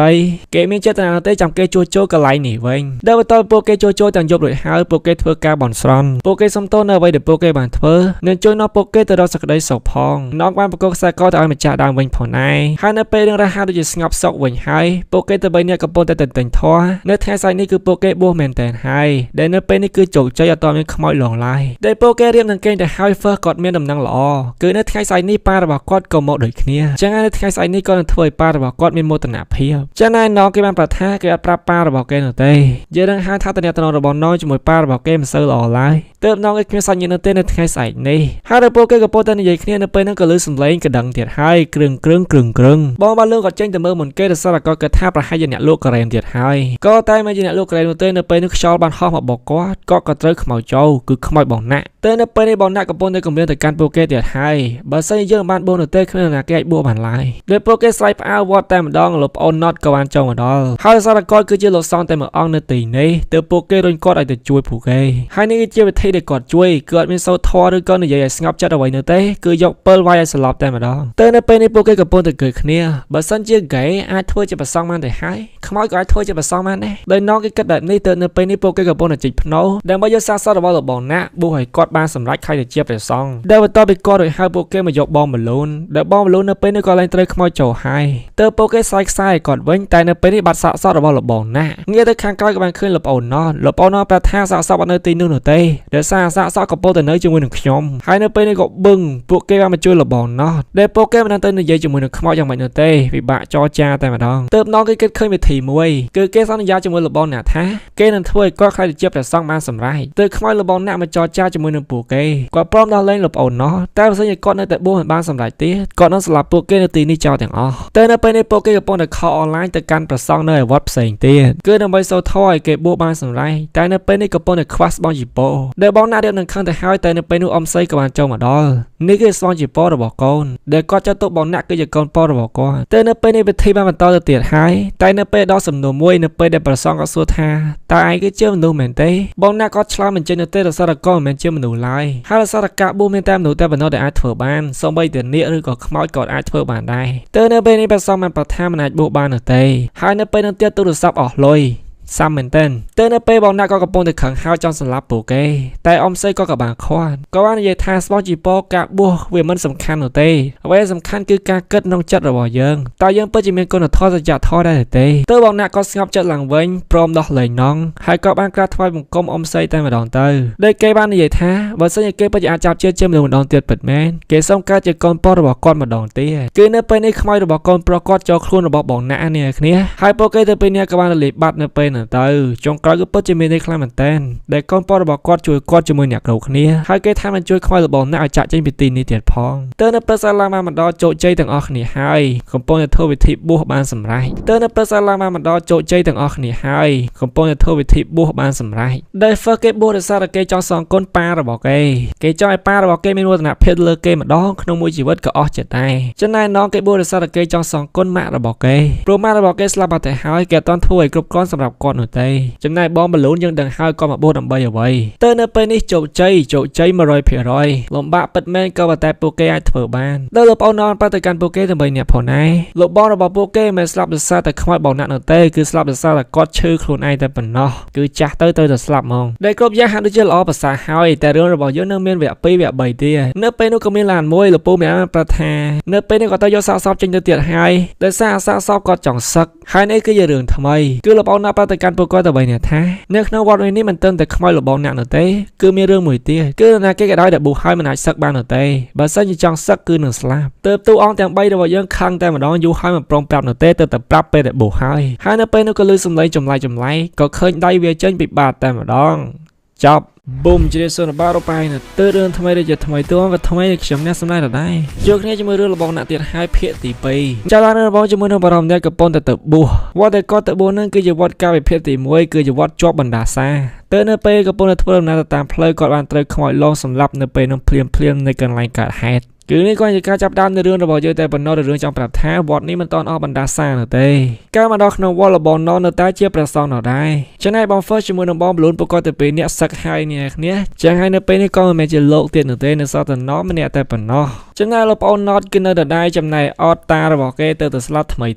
ហើយយើងដឹងហើយតាមវិភាគទី1នៅក្នុងវត្តនេះមិនស្ទើរមានលោកនោះទេហើយនេះគឺជាលោកបងធំជាងគេហើយដែលសតតែលោកបងកាលវិភាគទី1ស្លាប់បាត់ទៅហើយទៅនៅពេលនេះក៏ប្រតិកម្មអត់ថាតារបស់ស្លាប់បានសេចក្តីសុខហើយតែអត់ប្រតិកម្មគាត់វិញថាតារបស់ខ្ញុំស្លាប់បាត់ភ្នែកមិនចិត្តផងនឹងប្រហែលជាក៏មិនបានទៅសុគតិភពនោះទេលោកបងបានសើទៅកាន់អត់ទៀតតារបស់ស្លាប់ទៅតែនៅរស់នៅយ៉ាងម៉េចទៅអត់គាត់ប្រថាមលេងនោះទេតារបស់ខ្ញុំមានក្រុមហ៊ុនធានារ៉ាប់រងអាយុជីវិតចឹងហើយខ្ញុំច្បាស់ជាទទួលបានលុយច្រើនជាមិនខានហើយអ្នកគ្នានៅចាំការបញ្ចុះភាគទី1ដែរទេដែលលោកប្អូនណូតបាននិយាយថានៅក្នុងវត្តមីនីមិនត្រឹមតែនរណាគេដែលចង់បួសហើយនឹងត្រូវស្លាប់នោះទេនរណាគេដែលចង់សឹកពីបួសវិញក៏ត្រូវស្លាប់ដូចគ្នាចឹងហើយយើងកាន់មកខាងបង First ជាមួយនឹងបង Balloon ពួកគាត់ទៅពេលអ្នកសឹកចឹងហើយច្បាស់ណាស់ថាគាត់នឹងមានគ្រោះថ្នាក់ហើយដែលយើងបានឃើញចឹងនៅពេលនេះក៏ពិតជាមានគ្រោះថ្នាក់ពិតមែនស្ទើរតែដល់ជីវិតគ្រប់គ្នាទៅពួកគាត់ទៅពេលនេះក៏ពុំទៅជួបគ្នានិយាយគ្នាតែឯងចិត្តស្លាប់បានសម្រាប់ហើយឬនៅចិត្តស្លាប់ប៉ុន្មានដងហើយដល់ពួកគាត់ក៏ពុំទៅនិយាយគ្នានៅពេលនោះក៏បឹងគឺមានកញ្ចក់បាយហើយគឺមានកបិតមួយហោះមករកពួកគាត់ទៅពេលទៀតផងដែលអ្នកគប់កបិតនោះហាក់ដូចជាមិនដឹងអ្វីនោះទេដែលពួកគាត់ទៅពេលគេតែងតែលើសំឡេងបារម្ភអ្នកនិយាយប្រកាន់ពួកគាត់ទៅពេលនេះបើសិនជាពួកឯងសឹកនោះពួកឯងនឹងស្លាប់ទៅនៅពេលនេះពួកគាត់ទៅពេលនេះចេញពីក្នុងហាងហើយនៅពេលនេះក៏បឹងហើយផ្សាយបាត់ទៅហើយនេះគឺជាខ្មោចដែលធ្វើបាបពួកគាត់ទាំងពីរនាក់កាលមកខាងក្នុងវត្តវិញនៅពេលនេះយើងបានឃើញថាមានលោកច្រើនគួរសមពួកគេកំពុងតែលេងដុតផាយហើយក៏និយាយតាក់ទងជាមួយនឹងបណ្ដាសាដែលថាណាគេដែលសឹកចាក់ចេញពីវត្តមួយនេះហើយនឹងត្រូវស្លាប់គ្រប់គ្នាទៅលោកប្អូនណតកំពុងតែបារម្ភអំពីបង Balloon ជាមួយនឹងបង First ក៏ប៉ុន្តែនៅពេលនោះក៏បឹងគឺពួកគាត់ទៅពេលនេះបានមកដល់បាត់ទៅហើយនិយាយមិនតាន់ផុតពីមាត់ផងហើយដល់ពួកគាត់មកអញ្ចឹងគឺពួកគេមិនសូវសប្បាយចិត្តទេព្រោះបើសិនជាពួកគាត់មកខ្មោចច្បាស់ជាឡងគាត់មកដល់ទីនេះជាមិនខានដែលបង First ជាមួយនឹងបង Balloon មកនេះគឺដើម្បីសុំបួសម្ដងទេតែបងណតក៏បានប្រថាចំណាយបំបួសពួកឯងទៅពីអ្នកបានទេព្រោះខ្ញុំមិនជាលោកឪនៅទីនេះឡើយដែលបង First ជាមួយបង Balloon ក៏ប្រតិកម្មអ្នកគ្រប់គ្នាអំពីអ្វីដែលខ្លួនជួបប្រទះបន្ទាប់ពីសឹករួចហើយទៅលបងណតប្រថាមនៅទេអាចស្នាក់នៅទីនេះបាននៅពេលលោកឪក៏ធូរស្បើយពីជំងឺហើយឲ្យក៏បំបួសពួកអ្នកទាំងពីរសោះតែពេលនោះក៏មានឡានពីរគ្រឿងបានចូលមកដល់ដែលអមស្អីឲ្យពណ៌ក្រហមបានប្រតិកម្មលបងថាគាត់បានបនសននៅទីនេះគឺដូចជាបង Balloon កាលវិភាគទី1អញ្ចឹងគាត់បនសនថាបើសិនជាកូនរបស់គាត់អាចចូលទៅក្នុងក្រុមក្រេផបបានហើយល្បីនៅគាត់នឹងឲ្យកូនប្រុសរបស់គាត់ គាត់បួសនៅទីនេះហើយនៅពេលនេះក៏បានសម្រេចហើយទៅគាត់នាំកូនប្រុសរបស់គាត់មកបួសដែលបងហ្វឺជាមួយនឹងបងបលូនបងបញ្ចូលចិត្តអ៊ំសៃអាយពណ៌ក្រហមនោះទេក៏តែនៅពេលដែលឃើញកូនប្រុសរបស់គាត់ម្ដងម្នាក់គឺយកចិត្តគាត់វិញដែលសារកូនប្រុសរបស់គាត់ស្អាតដល់នេះគ្នាដែលលបងណៅក៏ដឹងរឿងរ៉ាវគ្រប់យ៉ាងទៅបានសួរទៅកាន់អ៊ំសៃវិជាតើពិតចោយកូនប្រុសរបស់អ្នកមីងបួសនៅទីនេះមែនដែរទេអ្នកមីងក៏បានសួរតើមានបញ្ហាអ្វីមែនដែរទេអត់ក៏ចង់ប្រាក់ការពិតគ្រប់យ៉ាងថានៅទីនេះមានបណ្ដាសាតែលបងណងក៏បានវាយក្បាលគេគឺពុតបរិស័ទមានចិត្តជ្រះថ្លាទៅហើយកុំហាមឃាត់អ្វីឲ្យសោះតែទោះបីជាលបងណងខកក៏ដោយក៏ហ្វឺជាមួយនឹងបងបលូននៅតែប្រាប់ដដែលដែលធ្វើឲ្យអ៊ំសៃចាប់ផ្ដើមភ័យហើយក៏តែបងហ្វឺក៏បានប្រាប់ទៅកាន់អ៊ំសៃថាមិននៅទេចាំខ្ញុំជាអ្នកមើលថែកូនប្រុសរបស់លោកស្រីដែលអ៊ំសៃទោះបីជាគាត់ដឹងគ្រប់យ៉ាងក៏ដោយក៏មិនអាចធ្វើឲ្យបានផងដែរក៏ព្រោះតែគាត់បន់ស្រន់ហើយតែហើយមិនអាចដកពាក្យសម្ដីបានមកវិញនោះទេទៅគាត់ទុកកូនប្រុសរបស់គាត់ឲ្យនៅក្នុងឡាននេះតែម្ដងទៅយកឡានក៏បានមកដល់គេពុទ្ធទៅចង់ងុយទឹកក៏ប៉ុន្តែដាច់ទឹកទៅគេទៅចេញមកខាងក្រៅដើម្បីងុយទឹកក៏ប៉ុន្តែនៅពេលនោះក៏បឹងគឺជាមនុស្សសុទ្ធមិនមែនជាខ្មោចនោះទេដែលបងហ្វឺជាមួយនឹងបងប្លូនកំពុងតែញ៉ាយគេដែលគេមានឈ្មោះថា Mr. Todd ដែលបងហ្វឺជាមួយបងប្លូនកំពុងតែញ៉ាយគេតែនៅពេលនោះយើងក៏បានឃើញសត្វបង្គួយរត់ចូលមកបាត់ទៅហើយពួកគេក៏ចង់រត់តែងាកទៅមកខាងទៀតគឺជាពស់ថ្លាន់នេះមិនមែនខ្មោចឡងនោះទេគឺសត្វឡងទៅពួកគេផិតភ័យជាខ្លាំងឡើងលើផងឲ្យផងក្រុមគ្នារបស់យើងក៏បានមកដល់ពួកគេក៏បានទៅជួយគ្នាម្ដាយមួយជើងតែលប្អូនរបស់យើងទេគេលើកពោះហើយនៅពេលដែលគេលើកពោះគ្មាននរណាគេយកពោះចេញពីគេនោះទេរត់ចោលគេទាំងអស់ដែលបន្ទាប់ពីរត់ផុតពីសត្វឡងនៅពេលនេះ Mr. Todd គឺចង់ត្រឡប់ទៅផ្ទះវិញហើយទាំងយកតែបងមលូនជាមួយនឹងគ្រីបានព្យាយាមខាត់គេបើសិនជាគេចាក់ចេញនៅពេលនេះគេគង់តែស្ដាប់ដដែលនោះទេពេលនោះលោកបងណងក៏បានមកដល់បដិការពួកគេគ្រប់យ៉ាងថាពួកគេក៏ដូចតែគ្នានោះទេកាលពីមុនពួកគេក៏គិតចឹងដែរថាមិនចង់មកបួសនោះទេតែពួកគេក៏មានគ្រោះថ្នាក់ចរាចរណ៍ដែលធ្វើឲ្យពួកគេដឹងថាពិតជាស័ក្តិសិទ្ធិពិតមែនចាស់ហើយបើសិនជាគេនៅទីនេះយ៉ាងហោចណាស់ខ្មោចឡងតែប៉ុណ្ណោះបើគេចេញទៅអាចនឹងត្រូវស្លាប់ដែលមើលមកដល់ចំណុចមួយនេះអ្នកគ្នាប្រហែលឆ្ងល់ហើយចុះខ្មោចកាលពីមុនណាគេទៅខ្មោចកាលពីមុននោះគឺជាកូនប្រុសរបស់អ៊ំសៃម្នាក់នោះតែប៉ុណ្ណោះចាស់ហើយលោកបងណាក់នៅពេលដែលគាត់រលាយជាមួយនឹងខ្មោចប្រុសម្នាក់នោះលោកបងណាក់ក៏អត់តន់ទៅណានៅទេគាត់នៅតែមានកំហឹងដដែលចាស់ហើយបើសិនជាមាននរណាគេចង់បួសគឺអូខេនៅក្នុងវត្តមួយនេះព្រោះកូនប្រុសរបស់អ៊ំសៃម្នាក់នោះគេបានចាក់ចេញទៅបាត់ហើយគេមិនចង់ស្លាប់នរណាគេដែលចង់បួសទៀតនោះទេក៏តែនៅសល់លោកបងណាក់គឺបេសកកម្មរបស់លោកបងណាក់គាត់នឹងស្លាប់នរណាគេដែលសឹកបន្ទាប់ពីបួសហើយដែល Mr. Todd នៅពេលនេះគាត់យកគ្រប់យ៉ាងហើយទៅគាត់យកព្រមសម្រួលអារម្មណ៍ទៅស្របតាមពួកគេហើយនៅពេលនេះក៏ពួកគេមិនអាចធ្វើឲ្យបានផងដែរមានតែរកវិធីដោះស្រាយបណ្ដាសានេះតែប៉ុណ្ណោះព្រឹកឡើងក៏បានមកដល់ពួកគេបានធ្វើការនិមន្តបិណ្ឌបាតតាមធម្មតាបងស្រីនៅពេលដែលឃើញលោកសង្ហាគឺចង់ញ៉ាយលោកទៀតផងទើបលោកប្អូនណូតបានប្រថាននឹងមានអ្នកសង្ហាជាងទៀតនៅក្នុងវត្តរបស់ពួកគេដែលគេគឺមានថា Mr. Todd គឺជាតារា K-pop ម្នាក់ហើយនេះគឺជា Mr. Todd គេមកនិមន្តបិណ្ឌបាតជាមួយនឹងប្រសំផ្សេងផងដែរក៏ប៉ុន្តែរៀបពិបាកបន្តិចហើយសារតែគេគឺជាតារាល្បីចឹងហើយគ្រប់គ្នានៅពេលដែលឃើញគេគឺដេញតាមគេទៅនៅពេលនេះផ្អែកហើយអ្នកគ្នាគ្រប់គ្នាសុំថតរូបជាមួយនឹងគេសុំហត្ថលេខាពីគេជាដើមប្លើទៅលបងណប់ឈាមសម្រួលអារម្មណ៍ទៅកាន់ fan គ្រប់គ្នាថានៅពេលនេះឲ្យដល់របស់អ្នកគ្នាមានចិត្តជ្រះថ្លាចង់បួសនៅក្នុងវត្តរបស់ព្រះអង្គចឹងហើយសូមអ្នកគ្នាកុំឲ្យអារម្មណ៍របស់គេជ្រួលច្របល់អីទៅរក្សាភាពស្ងប់ស្ងាត់ក្នុងអារម្មណ៍របស់គេទៅ Mr. Todd ក៏បានដោះម៉ាស់ដោះវ៉ែនតាដើម្បីនិយាយលេងជាមួយនឹង fan ជាលើចុងក្រោយកុំឲ្យគ្រប់គ្នាបារម្ភពីខ្លួនចឹងណាទៅនៅពេលនេះគឺរួចផុតហើយ Mr. Todd កំពុងតែរៀនធម៌អានសិភៅក៏តែគេអានបណ្ដាគេហៅដូចជាលឺសំឡេងគ្រឿងបណ្ដាគឺជាសំឡេងកងជើងដូចជាលក់ក្រែមអញ្ចឹងតែការពិតទៅមិនជាខ្មោចលងតែថ្ងៃនោះទេគឺជាលោកប្អូនសោះដែលលោកប្អូនក៏បានសួរទៅកាន់ Mr. Todd មើលទៅកាន់លោកមិនចង់បួសនៅទីនេះនោះទេក៏ប៉ុន្តែហើយជាលោកអានសិភៅធម៌នៅពេលនេះ Mr. Todd ក៏បានប្រថាទោះបីជាយ៉ាងណាក៏ដោយក៏គេតែបំពេញតួនាទីជាកូនដ៏ល្អម្នាក់ផងដែរបន្ទាប់ពីនឹងយប់ឡើងក្បាលមកដល់នៅពេលនេះខ្មោចចាប់ផ្ដើមលងហើយអ្នកដែលលងនេះគឺជាលោកបងណាក់តែម្ដងដែលកុមារាវ៉ែនតាគេកំពុងតែគេនៅពេលនេះក៏បានលើសំឡេងគ្រឿងដូចជាសំឡេងក្រែមអញ្ចឹងគេបានផ្ញើឡើងភ្លាមនៅនឹងកន្លែងកើតហេតុក៏បានឃើញនរណាគេនៅតែកំពុងតែដើរទៅគេចាប់ផ្ដើមរកមនុស្សហើយគ្រប់គ្នាទាំងអស់អញ្ចឹងមានថាអ្នកដែលដើរនេះគឺជាមនុស្សដែលលើសហើយទៅមិនចង់យល់ទេបញ្ញា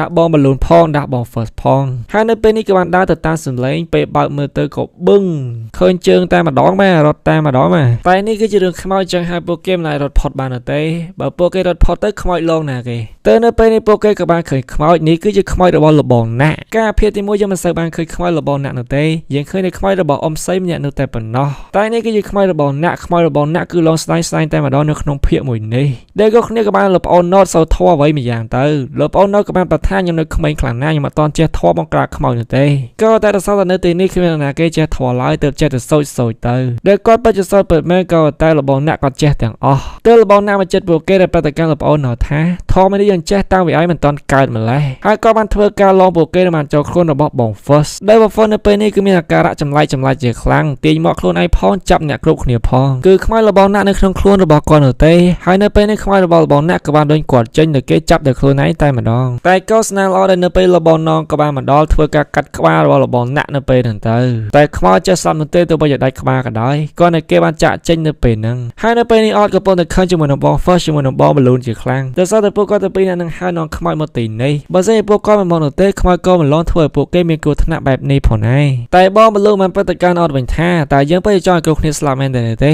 យើងមកទីនេះក៏ដើម្បីសុវត្ថិភាពដែរដែលពួកគេទៅពេលនេះឆ្លោះគ្នាទៅលបងនងបានប្រថាយើងគួរទៅរកវិធីសាស្ត្រដោះស្រាយជាមួយគ្នាអត់ក៏តែអត់គេព្រមស្ដាប់នោះទេស្អាគេថាបង First ជាមួយនឹងបង Balloon នឹងហើយគឺនាំទុកឲ្យអ្នកគ្រប់គ្នាទៅនៅពេលលបងនងក៏បានជួយអន្តរាគមន៍នៅច្រើនអត់នឹងប្រាប់ឲ្យអត់សុំទោសបង First ជាមួយនឹងបង Balloon តែអត់គេព្រមសុំទោសនោះទេគេក៏បានដើរចាក់ចេញនៅពេលហ្នឹងទៅតែអត់នៅពេលនេះគេអន់ចិត្តដោយសារតែលោកបងនងកាន់ជើងទៅមិត្តភក្តិរបស់គាត់តែលោកប្អូនណត់ព្យាយាមយកទៅកាន់អស់ថាលបងនងមិនជាមនុស្សបែបនេះនោះទេត្រូវក៏ថាត្រូវខុសក៏ថាខុសក៏គាត់តែបារម្ភពីឯងតែប៉ុណ្ណោះដោយអត់គេក៏មិនស្អប់បង First ឬក៏បង Balloon គេគាត់តែបារម្ភពីសុវត្ថិភាពអ្នកគ្រប់គ្នាតែប៉ុណ្ណោះក៏ពួកតែខ្មៅរបស់លបងអ្នកខ្លាំងក្លាហើយគេខុសខើខ្លាំងណាស់ជាងខ្មៅរបស់កូនអ៊ំស្រីម្នាក់នោះចឹងហើយបើសិនជាលោកប្អូនណត់ជាមួយលោកបងនងស្លាប់គេមិនដឹងថារស់ដើម្បីអ្វីទៀតនោះទេលោកបងនងក៏បានមកដល់ប្រតិកម្មអត់ថាជានឹងដោះស្រាយបញ្ហាមួយនេះជាមួយគ្នានឹងមិនឲ្យនរណាគេស្លាប់នោះទេទើបអត់បានសុំទោសលោកបងនងជាមួយនឹងបង First ជាមួយនឹងបង Balloon ព្រឹកឡើងក៏បានមកដល់នៅពេលនេះតគេច្បាស់ហើយថាគេនឹងបួសហើយបង First ជាមួយនឹងបង Balloon បានប្រតិកម្មតផងដែរថាពួកគាត់ទៅពីរនាក់ពិតជាខុសខ្លាំងណាស់គឺម្លងពេលដែលគាត់កំពុងតែបួសគាត់ពិតជាធ្វើខុសច្រើនមែនទែនរហូតដល់គាត់រត់ចេញពីបញ្ហាតែនៅពេលនេះក៏បានមកដល់អាការមួយនេះក៏ឡងផុតនោះទេបង Balloon ក៏បានសួរទៅកាន់លបងនងតើលបងនងដែលគិតថានឹងសឹកដែរទេលបងនងក៏បានប្រថាគិតផងដែរនៅពេលដែលពួកអ្នកទាំងពីរចេញតែនៅពេលខ្ញុំបួសកាន់តែយូរខ្ញុំគិតថាខ្ញុំចង់នៅទីនេះកាន់តែយូរគឺគាត់រកឃើញតម្លៃរបស់ខ្លួនឯងនៅពេលដែលគាត់បួសកាន់តែច្រើនតើតក៏បានចែករំលែកពីអារម្មណ៍របស់គេដូចគ្នាថាកាលពីមុនឡើយគេឲ្យតម្លៃខ្លួនឯងទៅតែ like share comment ផ្សេងតែប៉ុណ្ណោះគេក៏ធ្វើយ៉ាងណាដើម្បីឲ្យក្រុម band របស់គេមានអ្នក follow ច្រើនអញ្ចឹងណាក៏តែនៅពេលដែលគេនៅទីនេះមួយរយៈគេដឹងហើយតម្លៃរបស់គេមិនត្រូវការរបស់ទាំងអស់នៅឡើយលបងនងក៏បានឲ្យសភៅទៅកាន់ Mr. Todd ហើយលបងនងប្រតិកម្មតថាកាន់វាបែបនេះរហូត Mr. Todd ក៏បានសួរតើរយៈពេលប្រហែលទៅលបងនងក៏បានប្រថារយៈពេល3ម៉ោងតតគេក៏សោយដែលប្រាប់ថាធ្វើអញ្ចឹងមិនកើតនោះទេអត់មានប្រយោជន៍អីផងហ្នឹងហើយដៃរបស់ខ្ញុំច្បាស់ជាចុករយជាមិនខានទើបលបងនងបានប្រថាតែហើយវិញនៅពេលនេះឯងកំពុងតែកាន់វាដដែលតតក៏បានប្រថាដោយសារតែលបងប្រាប់ខ្ញុំឲ្យកាន់ទើបលបងនងប្រថាយើងក៏នៅឲ្យកាន់តែប៉ុណ្ណោះតែអ្នកដែលចុកដៃនោះមិនមែនជាយើងនោះទេគឺជាឯងគឺពិតជាមានន័យខ្លាំងមែនតើឈប់ពីនេះស្រួលយល់នោះទេនេះគ្នាយល់ដែរទេដឹងតែប្រឡងចេញតែម្ដងហើយលោកគ្នាកំពុងតែមានពេលវេលាល្អនៅពេលនោះក៏បឹងបងស្រីគឺជាអតីតសង្សារចាស់របស់លបងណោជាមួយនឹងក្មេងប្រុសម្នាក់ផងដែរប្រហែលជាកូនប្រុសរបស់គាត់តែនៅពេលលបងណោកំពុងតែមើលវីដេអូក្មេងប្រុសម្នាក់ហ្នឹងចំណែកបង First ជាមួយនឹងបងលោកវិញពួកគេទៅពីរនាក់កំពុងតែនិយាយតាក់ទងជាមួយលបងណោថាអតីតសង្សារចាស់របស់គាត់មករកហើយក្មេងប្រុសម្នាក់នេះច្បាស់ជាកូនប្រុសរបស់គាត់ជាមិនខានចឹងហើយនៅពេលឱកាសដែលលបងណោសឹកគឺកាន់តែមានច្រើនដែលមានតែបង Balloon ជាមួយនឹងបង First នោះទេដែលគាត់ស្គាល់សង្សារចាស់របស់លបងណោក៏តែនៅពេលនេះគាត់និយាយលឺខ្លាំងមែនតើចឹងហើយដឹងគ្នាកាន់តែច្រើនភ្ញាក់សឹងស្លាប់ហើយនៅពេលដែលភ្ញាក់រញ៉េរញ៉ៃនឹងក្បាលរបស់បង Balloon ក៏បានជាប់ឆ្នាំងគឺដល់មិនចេញនោះទេហើយនៅពេលនោះក៏បាននិយាយរឿងជាច្រើនទៀតដែលគាត់និយាយបកស្រាយរឿងគ្រប់យ៉ាងនៅមិននៅទេថាលបងណោនៅទីនេះ First ក៏ព្យាយាមប្រតិកម្មបង Balloon ផងដែរថាកុំនិយាយអីតែបង Balloon នៅតែនិយាយចឹងនៅធ្វើលបងណោខឹងនៅពេលនោះទៅកូនគ្នាក៏បានចាក់ចេញទៅអស់ទៅឲ្យបង Balloon នៅតែនិយាយម្នាក់ឯងដោយសារភ្នែកគាត់ជាប់ឆ្នាំងបាត់ទៅហើយនឹងដល់លបងណោនៅពេលនេះក៏ពុំតែចង់ទៅជួយជាមួយនឹងលោកឪដែលក៏ជួយជាមួយនឹងលោកឪគឺចង់និយាយតាក់ទងជាមួយនឹងរឿងស្ថានភាពគាត់នៅពេលនេះដល់លោកឪគាត់តែនិយាយមកគាត់ដឹងបាត់ទៅហើយតែមានគំនិតចង់សឹកមែនទេតែមានគំនិតចង់សឹកមែនទេតែមានគំនិតចង់សឹកមែនទេតែនៅពេលนั้นភ្លើងក៏មកវិញលបងណោមិនតបផ្ដោចម្លើយនោះទេតែយើងអាចដឹងហើយថាគាត់ពិតជាចង់សឹកពិតមែនទៅគាត់និយាយរឿងនេះឡើងហើយនៅពេលលបងណោក៏ត្រឡប់មកវិញក៏ប៉ុន្តែគ្មានឃើញនរណាគេនោះទេតែនៅពេលហ្នឹងក៏បឹងគឺឃើញខ្មោចលបងណាក់តែម្ដងលបងណោព្យាយាមរត់ភ្លាមនៅនឹងកន្លែងកាត់ហេតុនៅពេលហ្នឹងក៏ជួយជាមួយនឹងគ្នាចង់ជន់គេទៀតផងហើយបងមលឿនវិញនៅពេលនេះក៏ពើធ្វើឲ្យគ្រប់គ្នារវល់ហើយដោយសារតែគាត់ជាប់ឆ្នាំងគឺឆ្នាំងហ្នឹងដោះមិនចេញទៅទេលុះតែឈូសឆាបហើយលបងណោរបស់យើងហ្នឹងគឺពិតជាជំនាញខ្លាំងមែនតើឈូសឆាបតង់តែភ្នែកតែប៉ុណ្ណោះបើគេកាត់ឆ្នាំងជាពីរហើយយកឆ្នាំងចេញពីក្បាលរបស់បងមលឿនតែម្ដងទៅប្រហែលជាល្អជាងតែមិននៅទេនៅពេលនេះកាត់ហើយទៅហើយទើបពួកគេកំពុងតែដេកមើលទៅសោះស្អាតមួយយ៉ាងដែរតែខ្មោចនៅតែឡងដដែលទៅនៅពេលនេះខ្មោចកំពុងតែឡងទៀតហើយឡងស្ទាយមែនតើគឺឡងច្បាស់143%និយាយខ្លួនឯង ដោយខ្មោចឡងសាហាវខ្លាំងមែនទែនកំពុងតែទាញបងបលូនរបស់យើងឡើងទៅខាងលើហើយក៏ទម្លាក់ចុះមកវិញទៅនៅពេលនេះពួកគេក៏ចូលពេទ្យតនៅពេលនេះក៏ពលបតិកាន់លបងនៅពេលនេះគេព្យាយាមជួយបងបលូនផងដែរក៏ប៉ុន្តែគេមិនអាចចាប់បងណាក់តនៅទេទើបបានជារឿងទៅជាបែបនេះលបងនៅបានបថាមិនអីនោះទេទោះបីជួយបានឬក៏មិនបានក៏ដោយក៏ប៉ុន្តែយើងបានជួយរួចហើយនេះគឺជាចេតនាល្អរបស់យើងក៏បានអរគុណតផងដែរដែលជួយមើលភ័ក្ររបស់ខ្លួនទោះបីជាពួកគេមិនសិទ្ធសាសនាក៏ដែរអត់ក៏បានដកខ្សែករបស់គេទៅឲ្យបងគឺខ្សែកនេះនឹងជួយការពារគាត់តែបងនៅពេលដែលឃើញខ្សែកមួយនេះហើយក៏បានឃើញថាលបងណាក់ឡងគាត់ការប្រយុទ្ធមិញហ្នឹងក៏ពាក់ខ្សែកនេះដូចគ្នាចឹងហើយក៏មានថាច្បាស់ជាតាក់តវិញម្យ៉ាងជាមួយលបងណាក់ជាមិនខានតែនៅពេលនេះពួកគេបានទៅរកលអើដើម្បីសួរតាក់តជាមួយលបងណាក់បន្ថែមចឹងហើយក្នុងមន្ទីរពេទ្យយើងក៏បានឃើញថាលបងណាក់កំពុងតែនៅជាមួយនឹងបងបលូនហើយគាត់នៅយកមកដល់ចាប់ផ្ដើមឡងទៀតហើយនេះគ្នាភាគមួយនេះណាត់បងបលូនជាងគេហើយគឺបងបលូនត្រូវបានខ្មោចនាំគាត់ទៅក្នុងក្តីសម័យគឺនាំគាត់ទៅដឹងរឿងរ៉ាវគ្រប់យ៉ាងតែម្ដងការពេលដេតការថាមានរឿងអ្វីកើតឡើងខ្លះបានជាលបងណាក់នៅពេលនេះចង់សងសឹកអ្នកគ្រប់គ្នាតែមុននឹងដឹងរឿងរ៉ាវគ្រប់យ៉ាងតិចទៀតរឿងរបស់យើងកាន់តែល្អមើលនៅពេលយើងមកជួបជាមួយលបងណងសិនក៏កំពុងតែមិនដាច់ចិត្តនៅទេចង់វិលត្រឡប់ទៅរកដេតសង្សារចាស់របស់ខ្លួនគឺនៅពេលនេះដេតសង្សារចាស់របស់គាត់ប្រថាគេមានអាយុ2ឆ្នាំហើយក៏មកនេះគឺដើម្បីនិយាយពាក្យថា goodbye គឺទីទៀតគាត់នឹងទៅរស់នៅឯក្រៅប្រទេសចឹងហើយគាត់មកលាជាលើចុងក្រោយលបងនៅបានសើទៅកែដេតសង្សារចាស់របស់គាត់ផងដែរថាគេជាកូនរបស់ខ្ញុំមែនដែរទេហើយបងស្រីប្រថាខ្ញុំមិនមកទីនេះដើម្បីប្រាប់លោកនោះទេខ្ញុំមកទីនេះក៏ចង់ប្រាប់លោកទៅរឿងប៉ុននេះតែប៉ុណ្ណោះការមកខាងបច្ចុប្បន្នរបស់ណកក៏ចង់ខលទៅកាន់ដេតសង្សារចាស់របស់គាត់តែនៅពេលហ្នឹងគឺលឺសំឡេងគ្រឿងដូចជាការ៉េមអញ្ចឹងទៅគាត់បើកទ្វារមើលតែមិនបានឃើញអ្វីនោះទេចឹងហើយបងបលូននៅពេលដែលគាត់ដឹងខ្លួនឡើងក៏បានឃើញថាគាត់កំពុងតែនៅទីតាំងផ្សេងខុសពីពេទ្យទៅវិញដែលនេះគឺក្នុងក្តីសម័យរបស់គាត់នោះទេនេះគ្នាគឺខ្មោចធ្វើឲ្យគាត់ឃើញបែបនេះដែលនៅពេលនេះគឺមានអ្នកជំងឺជាច្រើនកំពុងតែនៅក្នុងវត្តមិនដឹងជាពួកគាត់ឈឺអ្វីឡើយហើយនៅពេលនោះទៀតយើងក៏បានឃើញលបងណាក់កំពុងតែ3ម៉ាក់របស់គាត់មកវត្តដូចគ្នាម៉ាក់របស់គាត់ក៏ឆ្លងជំងឺនឹងផងដែរក៏ប៉ុន្តែលោកនៅទីហ្នឹងគឺចង់ព្យាបាលឡើយតែលោកឪក៏បានប្រថាមនេះនោះទេនាំទៅកត់របស់អាត្មាហើយលោកដែលមិនចង់ព្យាបាលម៉ាក់របស់លបងណាក់ហ្នឹងគឺជាបងបលូនជាមួយនឹងបងហ្នឹងឯងដែលពួកគាត់ទៅពេញញ៉ាំមិនឃើញបងបលូននោះទេហើយនៅពេលនេះបងបលូនបានមកដល់កន្លែងមួយទៀតហើយដែលគាត់កំពុងតែឃើញភ្លើងឆេះសន្ធោសន្ធៅហើយនៅពេលហ្នឹងក៏បានឃើញលបងណាក់មិនដឹងជាសន្ធោសន្ធៅយ៉ាងណានោះទេឃើញភ្លើងបន្តិចសោះណាសម្រាប់យូចេះបោកគេ sorry នេះគ្នា sorry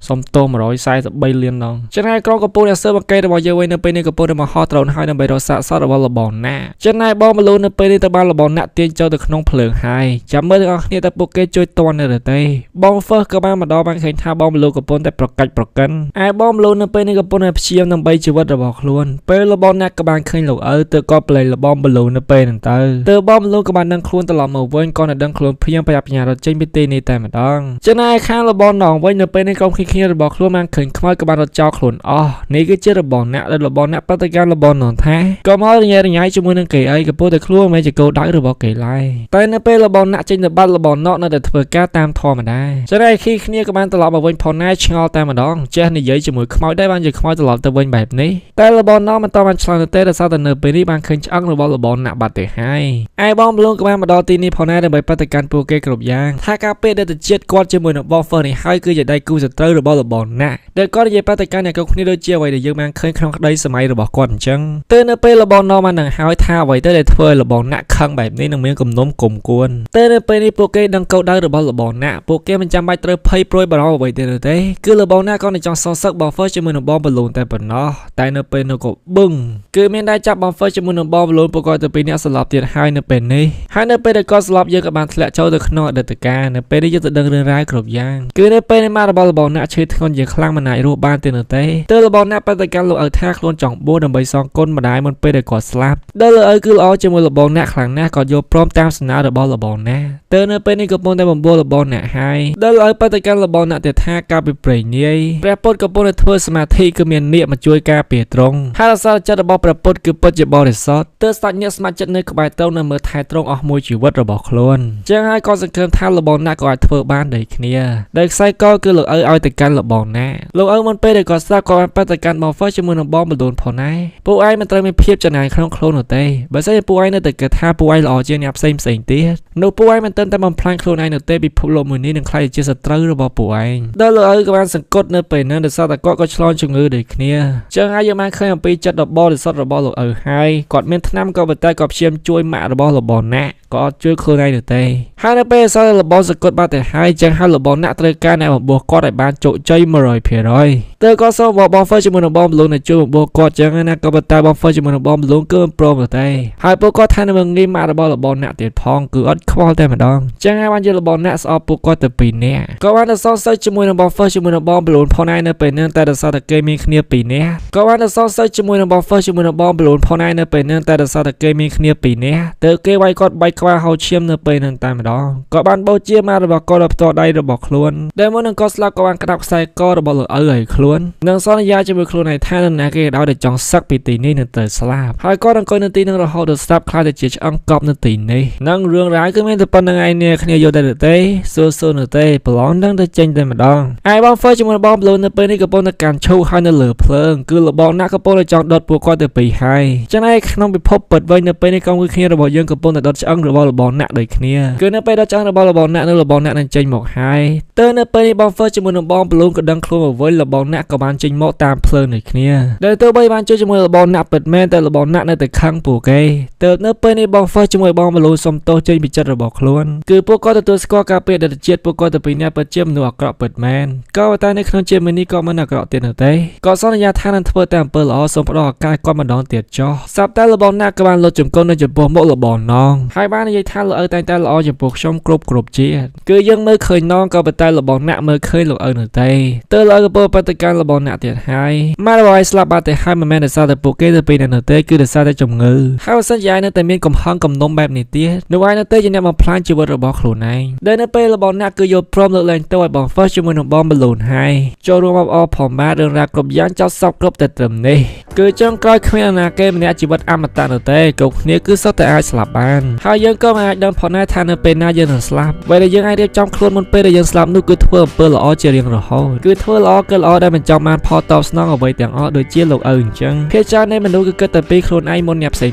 ទៀតក៏តែលោកឪមិនដូចអ្នកគ្រប់គ្នានោះទេគឺគិតពីសុខភាពរបស់គេច្រើនជាសុខភាពរបស់ខ្លួនដោយមុនចង់ផ្លេចជួយ like វីដេអូម្នាក់មួយផងមកអរគុណ143លានដងដែលរបស់ណោក៏បានសម្រេចចិត្តហើយគាត់នឹងមិនស្ទឹកនោះទេក៏ប៉ុន្តែដែលសរសើររបស់គាត់សប្បាយចិត្តខ្លាំងណាស់នៅពេលដែលឃើញគាត់បែបនេះចឹងហើយគាត់ចាំបាច់ស្ទឹកធ្វើហើយគាត់ក៏បានឲ្យខ្សែកនឹងទៅកាន់អត់ក៏បានយកឲ្យអ្នកគ្រប់គ្នាក៏ពលដឹងថាខ្សែកមួយនេះគឺជារបស់របស់ណាតែគ្រប់គ្នាគឺបដិសេធទាំងអស់គ្មានអ្នកណាគេយកនោះទេចឹងហើយមានតែណត់ពាក់ដដែលតែគាត់នៅពាក់ភ្លាមពេលនោះគឺលឺសំឡេងគ្រឿងដូចជាការ៉េនអញ្ចឹងគ្រប់គ្នាចាប់ផ្ដើមផិតភ័យទៀតហើយតើរបស់ណាត្រឡប់មកវិញហើយមែនទេតែការពិតទៅដឹងជើងគឺនៅក្នុងហៅប៉ៅរបស់អត់នោះទេដែលអត់គេក៏មានដេតការផងដែរគឺគេជាមួយនឹងលោកប្អូនអត់នឹងតែងទៅលួចរបស់ខ្មោចរហូតគឺគេលួចក្រឡងជើងហើយនៅពេលនោះខ្មោចក៏លងពួកគេផងដែរ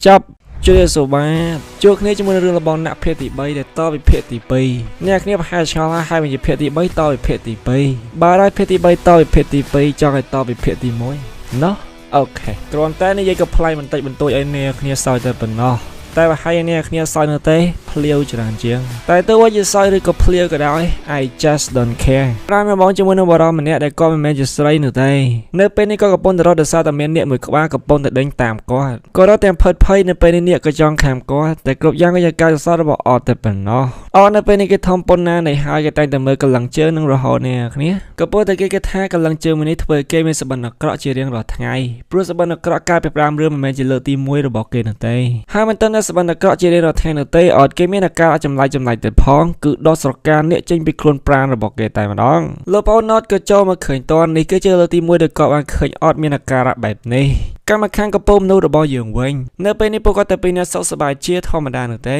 ដែលសារកម្មវិធីទី2របស់អ្នកក៏បានចាក់ចេញទៅហើយចឹងហើយអ្នកគេដែលចង់សឹកចេញពីវត្តមួយនេះគឺរស់នៅធម្មតាលែងជាប់អណ្ដាសាអ្វីទាំងអស់ហើយនៅពេលនេះក៏កំពុងតែនាំតតមកចូលក្នុងផ្សារទំនើបមួយយើងបានឃើញថាមានអ្នកគ្រប់គ្រងជាច្រើនដែលបងហ្វឺជាមួយនឹងបងប្លូនពួកគាត់ទៅពីអ្នកការពារតតខ្លាំងណាស់សូម្បីតែអ្នកកសែសួរនឹងមិនចង់ប្រាប់គេផងក៏តែនៅពេលដែលគេប្រាប់ថាមកពី Sky News ដែលនេះគឺជា channel មួយដ៏ល្បីផងដែរនៅក្នុងប្រទេសថៃទៅពួកគាត់ទៅពីអ្នកយកមកយកមកគឺលែងចង់ឲ្យសម្ភារតតហើយគឺចង់ឲ្យសម្ភារពួកគាត់ដាក់ទូរទស្សន៍តែម្ដងយ៉ាប់មែនតែមិនได้เจอទាំងពីររបស់យើងហើយនៅពេលសារតែច្បោកខ្លាំងពេកមិនអាចគ្រប់គ្រងស្ថានភាពបាននោះទេទើបពួកគាត់នាំតតចាក់ចេញផ្សារទំនើបនៅពេលហ្នឹងចេញមកដល់ខាងក្រោយគឺបាត់ឡាននៅពួកគេត្រូវជីបាត់ទៅហើយតែក៏មិនរំអីនៅពេលនោះក៏មានម៉ូតូមួយជិះប៊ីសនឹងបុកពួកគេដែលក៏គេ ជាអ្នកថតវីដេអូម្នាក់ channel របស់គាត់មានអ្នក subscriber ទៅជិត8លាននាក់ឯណោះដែលចេញមុនដំបូងក៏ស្ដីបន្ទោទៅកាន់ពួកគេឆ្លងផ្លូវមិនចេះមើលផ្លូវទេឬតែនៅពេលដែលឃើញ Mr. Todd ក៏សុំគេថតវិញដោយសារតែនេះគឺជាតារាល្បីហើយនៅពេលដែលសារតែពួកគេមិននឹងទៅទីណាដោយសារតែបាត់ឡានទៅហើយទើបសុំគាត់ជិះទៅជាមួយគ្នាតែម្ដងដែលពួកគេទៅប្រាប់អ្នកមកវត្តដែលពួកគេធ្លាប់នៅកាលពីមុនដែលនៅក្នុងភាពមួយនេះមានវត្តមានរបស់លោកបងឡងនោះទេហើយក៏ដឹងថាគាត់ទៅណាដូចគ្នាដែលពួកគាត់បានសួររកអត់ក៏តែអត់គេបានចេញមកនោះទេដោយសារតែគេមិនសូវស្រួលខ្លួនទើបពួកគេបានចូលទៅមើលអត់ផ្លេចប្រាប់អ្នកគ្នាបងស័យពេលអាវបសគឺជាអ្នកគ្រប់គ្រងរបស់តតគឺជា manager ម្នាក់ផងដែរតែគេគឺជាអ្នកគ្រប់គ្រងដែលមានវិជ្ជាជីវៈមិនមែនដូចជាបង first ជាមួយបង balloon នោះទេដែលពួកគាត់បានជួបជាមួយនឹងអត់ហើយសប្បាយចិត្តមែនតើអត់ក៏បានសរសើរចំហរបស់បង balloon នៅសារជួបពេលណាក៏ធ្វើច្រមុះថ្មីដែរដោយអ្នកគ្រប់គ្នាកំពុងតែឆ្ងល់អត់គេឈឺអ្វីទៅមើលទៅធម្មតាហ្នឹងទើបអត់គេបានដល់អាវមកយើងក៏បានឃើញថាខ្លួនប៉ារបស់គេនៅពេលនេះកាន់តែដោះសកាកាន់តែច្រើនហើយដោយអត់បតិការអ្នកគ្រប់គ្នាថាបន្ទាប់ពីខ្លួនបានរកឃើញកងជើងមួយនេះនៅក្នុងខោប៉ៅរបស់ខ្លួនការបញ្ចុងភាគទី2នេះគ្នាចាំដែរឬទេគឺចាប់តាំងពេលនឹងមកខ្លួនតែតែមានសវណ្ណអាក្រក់ជារៀងរាល់ថ្ងៃហើយសកានេះចាប់ដាក់ដុតចេញពីខ្លួនម្ដងបន្តិចម្ដងដំបងឡើយមិនអីនោះទេក៏ប៉ុន្តែនៅពេលនេះមិនត្រឹមតែក្តៅនោះទេគឺហាក់ដូចជាចង់ឆេះអញ្ចឹងលោកតាបតិការអ្នកគ្រប់គ្នាកងជើងមួយនេះគឺសម្រាប់ឲ្យទៅកាន់នរណាគេដែលចង់បួសគឺនៅពេលរៀបចំបួសគេឲ្យកងជើងមួយនឹងហើយនៅពេលទៅដោះកងជើងចេញនឹងខ្លាយទៅជាលោកសង្ឃបានសម្រេច 100% ពេលនឹងពូលោកកថតទៅគឺចាប់អារម្មណ៍ឃើញក្នុងកងជើងមានអក្សរសំហៅគាត់ថាជាលោកពូលោកកតែម្ដងទៅក៏មានឈ្មោះថាបាំទើបពួកគេយកអក្សរទាំងអស់ហ្នឹងមកពិនិត្យក៏ប៉ុន្តែជាអក្សរកាលពីបុរាណដូច្នេះហើយពួកគេមិនតន់ចេះអានឡើយសូម្បីតែលោកតាក៏អត់តន់ចេះដូចគ្នាទើបលោកប្អូនណនៅពេលនេះកំពុងតែបើកមើលសៀវភៅកាលពីបរមរានដើម្បីរៀនអក្សរពីសៀវភៅបរមរានហើយនៅពេលចាប់ផ្ដើមចំនួនអក្សរម្ដងមួយក៏បានឃើញថាកងជើងមួយនេះនៅពេលដែលណាគេម្នាក់ដោះចេញនោះពួកគេនឹងប្លើគឺអានអត់តន់ចេញនោះទេដោយសារតែរលប់អក្សរខ្លះបាទទេហើយដូច្នេះហើយបេសកកម្មរបស់ពួកគេគឺទៅរកកងជើងម្ខាងទៀតព្រោះច្បាស់ណាស់ថាកងជើងម្ខាងទៀតនឹងសរសេរអក្សរពេញជាមិនខានព្រោះជាទូទៅកងជើងគេធ្វើជាគូហើយប្រពាក់លើជើងទាំងពីរតែបញ្ហាត្រង់ថាពួកគេមិនទាន់នឹងទេថាត្រូវរកកងជើងមួយនេះនៅឯណាទើបលោកប្អូននៅបានប្រថាគេមានមិត្តភក្តិម្នាក់ដែលចិត្តបួសទៅហើយដូច្នេះប្រហែលជាមានកងជើងបែបនេះពួកគេគួរតែទៅទីនោះដូច្នេះនៅពេលនេះពួកគេដឹងហើយថាត្រូវទៅទីណា manager របស់តបានធ្វើការស្ដីបន្ទោសទៅកាន់លោកពូ blogger ដោយសារតែគាត់ថតច្រើនពេកខ្លាចបែកធ្លាយរូបថតរបស់តមិនល្អគេធ្វើការឡើងមានវិជ្ជាជីវៈតែម្ដងមិនដូចជាបង first ជាមួយនឹងបង balloon នោះទេហើយនៅពេលនេះតក៏បានសុំ manager របស់គាត់ដើម្បីចាក់ចេញទៅជាមួយនឹងក្រុមឃីគ្នាផងដែរដើម្បីទៅរកកងជើងដែលគាត់មិនព្រមទៅនោះទេព្រោះខ្លួនគឺជាតារាធ្វើការងារទាំងអស់នេះហាក់ដូចជាមិនសូវសមតែតក៏បានសូមអង្វរប្រើមុនស្នេហ៍របស់ខ្លួនតែបន្តិចតែប៉ុណ្ណោះ 143% យកឡើងក៏បានមកដល់ក្រុមឃីគ្នារបស់យើងក៏ពុនតែក្រាបថ្វាយបង្គំសតតែនៅពេលនឹងអត់គេចាប់បានធ្វើការសម័យផ្ដេសផ្ដាស់ទៀតហើយដែលគេបានឃើញម្ដងម្នាក់ក៏ពុនតែដើរលោបហាក់ដូចជាលួចអ្វីម្យ៉ាងទៅកាន់មកខាងបច្ចុប្បន្នអត់គេឈឺចាប់ជាខ្លាំងនៅកន្លែងដែលចេញស្រកាហើយនៅពេលដែលគ្រប់គ្នាក៏ពុនតែជ្រួលច្បល់ពូ blogger របស់យើងក៏គិតទៅពីថនទេនៅពេលហ្នឹងគឺឃើញខ្មោចគឺបឹងតែម្ដងនេះគ្នាហើយនេះមិនជាខ្មោចកាលពីភាគទី1និងភាគទី2នោះទេខ្មោចទាំង3ភាគគឺខុសគ្នាទាំង3ភាគដោយខ្មោចនេះខ្ញុំសូមហៅថាខ្មោចកងជើងតែម្ដងទៅដោយសារតែរឿងរ៉ាវនេះនិយាយតាក់ទងជាមួយនឹងកងជើងដែលគេបានបាត់ទៅកាន់អ្នកគ្រប់គ្នាថានរណាគេដែលលួចរបស់គេនឹងត្រូវស្លាប់ទាំងអស់ទៅនៅពេលនេះកងគីគីរបស់យើងកំពុងតែរត់ហើយមានអ្នកខ្លះរត់មានអ្នកខ្លះកំពុងតែវាប្រហារជាមួយនឹងខ្មោចកងជើង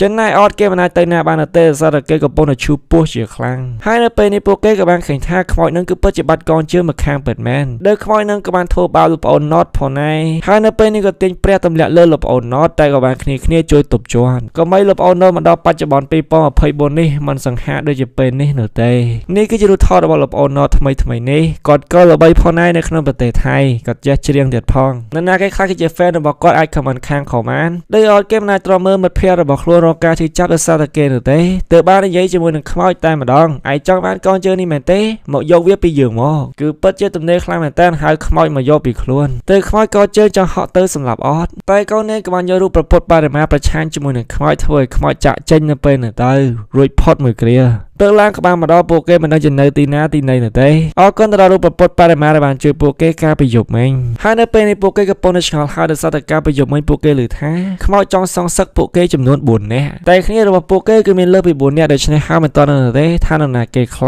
ះឯលោកពូ blogger ក៏បានប្រថាដល់ឯនោះទេទៅតែមកទីនេះហ្នឹងចឹងហើយខ្លួនសុំត្រឡប់ទៅផ្ទះវិញហើយតែគ្រប់គ្នាក៏បានខាត់ព្រោះខ្លាចគាត់មានគ្រោះថ្នាក់ដែលនៅពេលនេះពួកគេមិនដឹងទេថា4នាក់នោះគឺជានរណាគេចឹងហើយមានតែធ្វើការមួយនេះរួមគ្នាតែប៉ុណ្ណោះ លោកឪក៏បានមកដល់សួរទៅកាន់ពួកគេមើលទៅកាន់ពួកឯងហើយជាភ័យខ្លាំងម្ល៉េះបងមកលោកក៏បានប្រថាគឺឃើញខ្មោចថ្មីលោកតាដែលយើងឃើញបលីនៅទីហ្នឹងគឺដើម្បីរាយការណ៍ប្រតិកម្មពួកគេមានខ្មោចជនជាតិកូរ៉េម្នាក់បានស្លាប់ទើបបងហ្វឺគាត់ផ្ទះពូប្លុកកឺសារគាត់គឺជនជាតិកូរ៉េស្មាគាត់ស្លាប់បាត់ទៅហើយតែការពិតមិនមែនជាគាត់ទេដែលជាសាកសពរកឃើញនៅក្នុងទឹកគឺជា manager របស់តគឺ manager របស់គាត់បានស្លាប់បាត់ទៅហើយសារតែខ្មោចលងគាត់កាលពីយប់មិញគាត់ភ័យរត់ចូលទៅក្នុងទឹកទើបនៅពេលនេះពួកគេកាន់តែភ័យហើយសារតែខ្មោចថ្មីគឺហ៊ានសម្លាប់មនុស្សកាលពីខ្មោចទី1ខ្មោចទី2ក៏មានអាណាគេសម្លាប់មនុស្សនោះទេតែខ្មោចទី3នេះក៏នៅចាប់ដើមរឿងគឺមានអ្នកស្លាប់បាត់ទៅហើយទើបពួកគេមិនអាចរងចាំយូរបានទេបច្ចាបច្ចារើបានដាក់ឡានដើម្បីធ្វើការផ្សងព្រេងគឺទៅវត្តមួយដែលលោកប្អូនបានប្រថាមិត្តភ័ក្តិរបស់គេមានអ្នកចិត្តប៊ូសហ្នឹងគ្នាដែលពួកគេរៀបចំនៅរហហើយលោកពូប្លុកកឺប្រថាសមទៅបានដែរឬទេគឺគាត់ខ្លាចមែនតែម្ដងតែកូនគ្នាគឺមិនຕົកគាត់ចោលនោះទេក៏ពួកគេអត់នឹងថាគាត់ចោលតាក់តជាមួយនឹងខ្មោចនោះដែរឬទេបើតាក់តគឺពួកគេដោះលែងគាត់ហើយតែនេះខ្លាចថាខ្មោចនឹងសម្លាប់គាត់ចឹងណាបើសិនជាគាត់នៅតែម្នាក់ឯងទៅរៀបចំឲ្យហៅពួកគេបើទ្វារក៏បានឃើញកូននេនធ្វើជាសង្ងំនៅក្នុងឡានដោយសារតែគេគឺចង់ជួយគ្រប់គ្នាក៏តែគ្រប់គ្នាបានដេញគេរសារនេះគឺថ្នាក់ពេលហើយសម្រាប់គេជាក្មេងទៅកូននេនមិនអាចតបបានទេមានតែចាក់ចិនបងលោកបានប្រថាចេញតែខ្លួនបានហើយទុករូបប្រពុតបរិមាណនៅទីនេះហើយនៅពេលនេះធ្វើដំណើរចេញពីវត្តហើយកូនគ្នាហាក់ដូចជាភ្ញាក់ផ្អើលសារមានគេតាមថតឡានរបស់ខ្លួនដោយដំបងឡើយគេថាគេថតតព្រោះតគឺជាតារាល្បីតែការពិតទៅមិនមែននោះទេគឺបឹងគឺថតកូននេះនៅកំពុងតែតោនៅលើនោះទេសូមមកកូននឹងសូមជម្រាបសួរដោយកូននេះកូននៅភ្ញាក់ភ្លាមប្រញាប់ប្រញាល់ឡើងទៅលើឡានវិញដោយសារខ្លាចឃ្លីគ្នាបញ្ជូនខ្លួនត្រឡប់ទៅវត្តវិញតែដោយសារតែចូលមកដល់នេះទៅហើយមិនដាច់ចិត្តនោះទេទើបនាំគេទៅជាមួយខ្លួនទាំងអស់គ្នាតែម្ដងទៅនៅតាមផ្លូវអត់គេគេងហើយក៏បានធ្លាក់ចូលទៅក្នុងក្តីសម័យទៀតហើយគឺនៅពេលនេះគឺនៅពេលដែលគេកំពុងតែចែកទូជាមួយនឹងលោកប្អូនណោះហើយនៅពេលនេះហាក់ដូចជាឃើញអ្វីមួយយ៉ាងនោះទេគួរឲ្យភ័យខ្លាចទៅពួកគេលោតចូលទៅក្នុងទឹកដែលមកយូរនោះទេតាំងពីព្រឹករហូតដល់ថ្ងៃពួកគេបានមកដល់ហើយ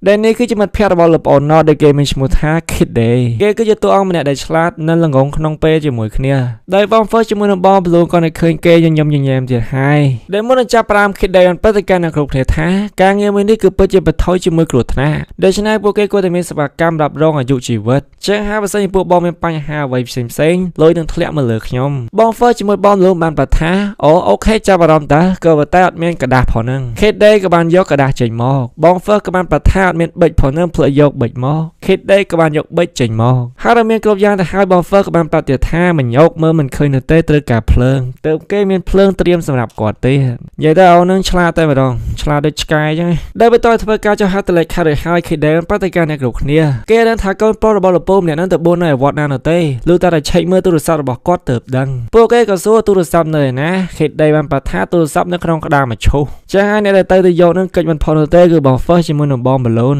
តួក៏ផ្លែងទៅអ្នកគ្នាតែនៅពេលនេះពួកគាត់កំពុងតែដើរទៅហើយដើរទាំងភ័យនៅពេលនោះក៏បឹង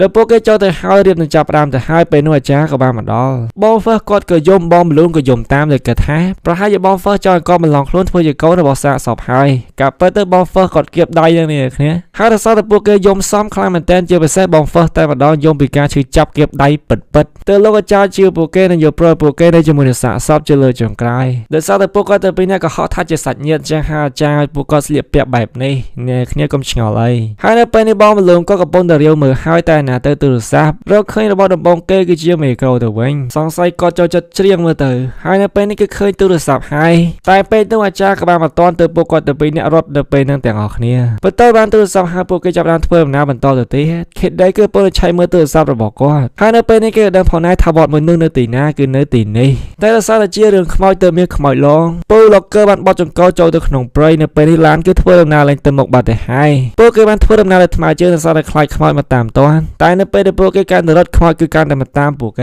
ឯអត់វិញនៅពេលនេះគេបានធ្លាក់ឈាមជាច្រើនបានសម័យចូលទៅក្នុងដេតកាទៀតហើយដោយអត់គេបានអស់ខ្សែករបស់គេដោយសារតែគេឈឺចាប់ខ្លាំងពេកហើយបានរត់ចេញពីគ្នាអស់នៅពេលនេះទៅគឺអត់គេសុខចិត្តប្រឈមមុខជាមួយនឹងខ្មោចតែម្នាក់ឯងតែម្ដងខ្មោចក៏បានមករកគេហើយឯងលួចរបស់យើងឯងត្រូវទៅស្លាប់ខ្មោចនិយាយតែពាក្យមួយម៉ាត់នឹងនោះទេហើយនៅពេលនេះខ្មោចកងជើងកំពុងតែធ្វើបាបអត់កាច់ដៃគេផងទាញគេឡើងទៅលើផងគ្នាមកដល់គឺស្ទើរទៅហួសពេលបាត់ទៅហើយអត់គេមានសភាពឈឺចុកចាប់ជាខ្លាំងផ្នែករបស់អត់បែរជាពណ៌ក្រហមដូចជាខ្មោចកងជើងអញ្ចឹងហើយគេចាប់ដើមនិយាយពីអារម្មណ៍របស់គេចេញមកគឺបន្តិចទៀតនេះលោកប្អូននឹងទៅចាក់ចេញពីវត្តហើយដែលសារតែគេទៅរៀននៅឯសាកលវិទ្យាល័យដូច្នេះហើយគ្មាននរណាគេនៅក្បែរគេទេនៅក្នុងវត្តមួយនេះលោកប្អូនណត់បានប្រថាយើងនឹងមិនទៅណាចោលឯនៅទេអត់ប្រមូលអារម្មណ៍របស់ខ្លួនឯងមកវិញកុំឲ្យខ្មោចគ្រប់គ្រងបានឲ្យសោះ ก็ในกบานโยรูปปปารามาแต่ประชานจมวยหนังออดก็แต่ขมิ้นประเสริฐเพชรมือเตยออดบ้านทั่วการวิบัติหาแต่การหลบเอานอติดพองเติมปูบล็อกเกอร์บ้านเคยใส่ก็บอกแต่อ่อยออดหายในปีนี้กรุ๊ปย่างรอประสาหลังเวงเปลือกล่างกบานมันดอพยาปีเกในขนมมันตีไปบาดแต่หา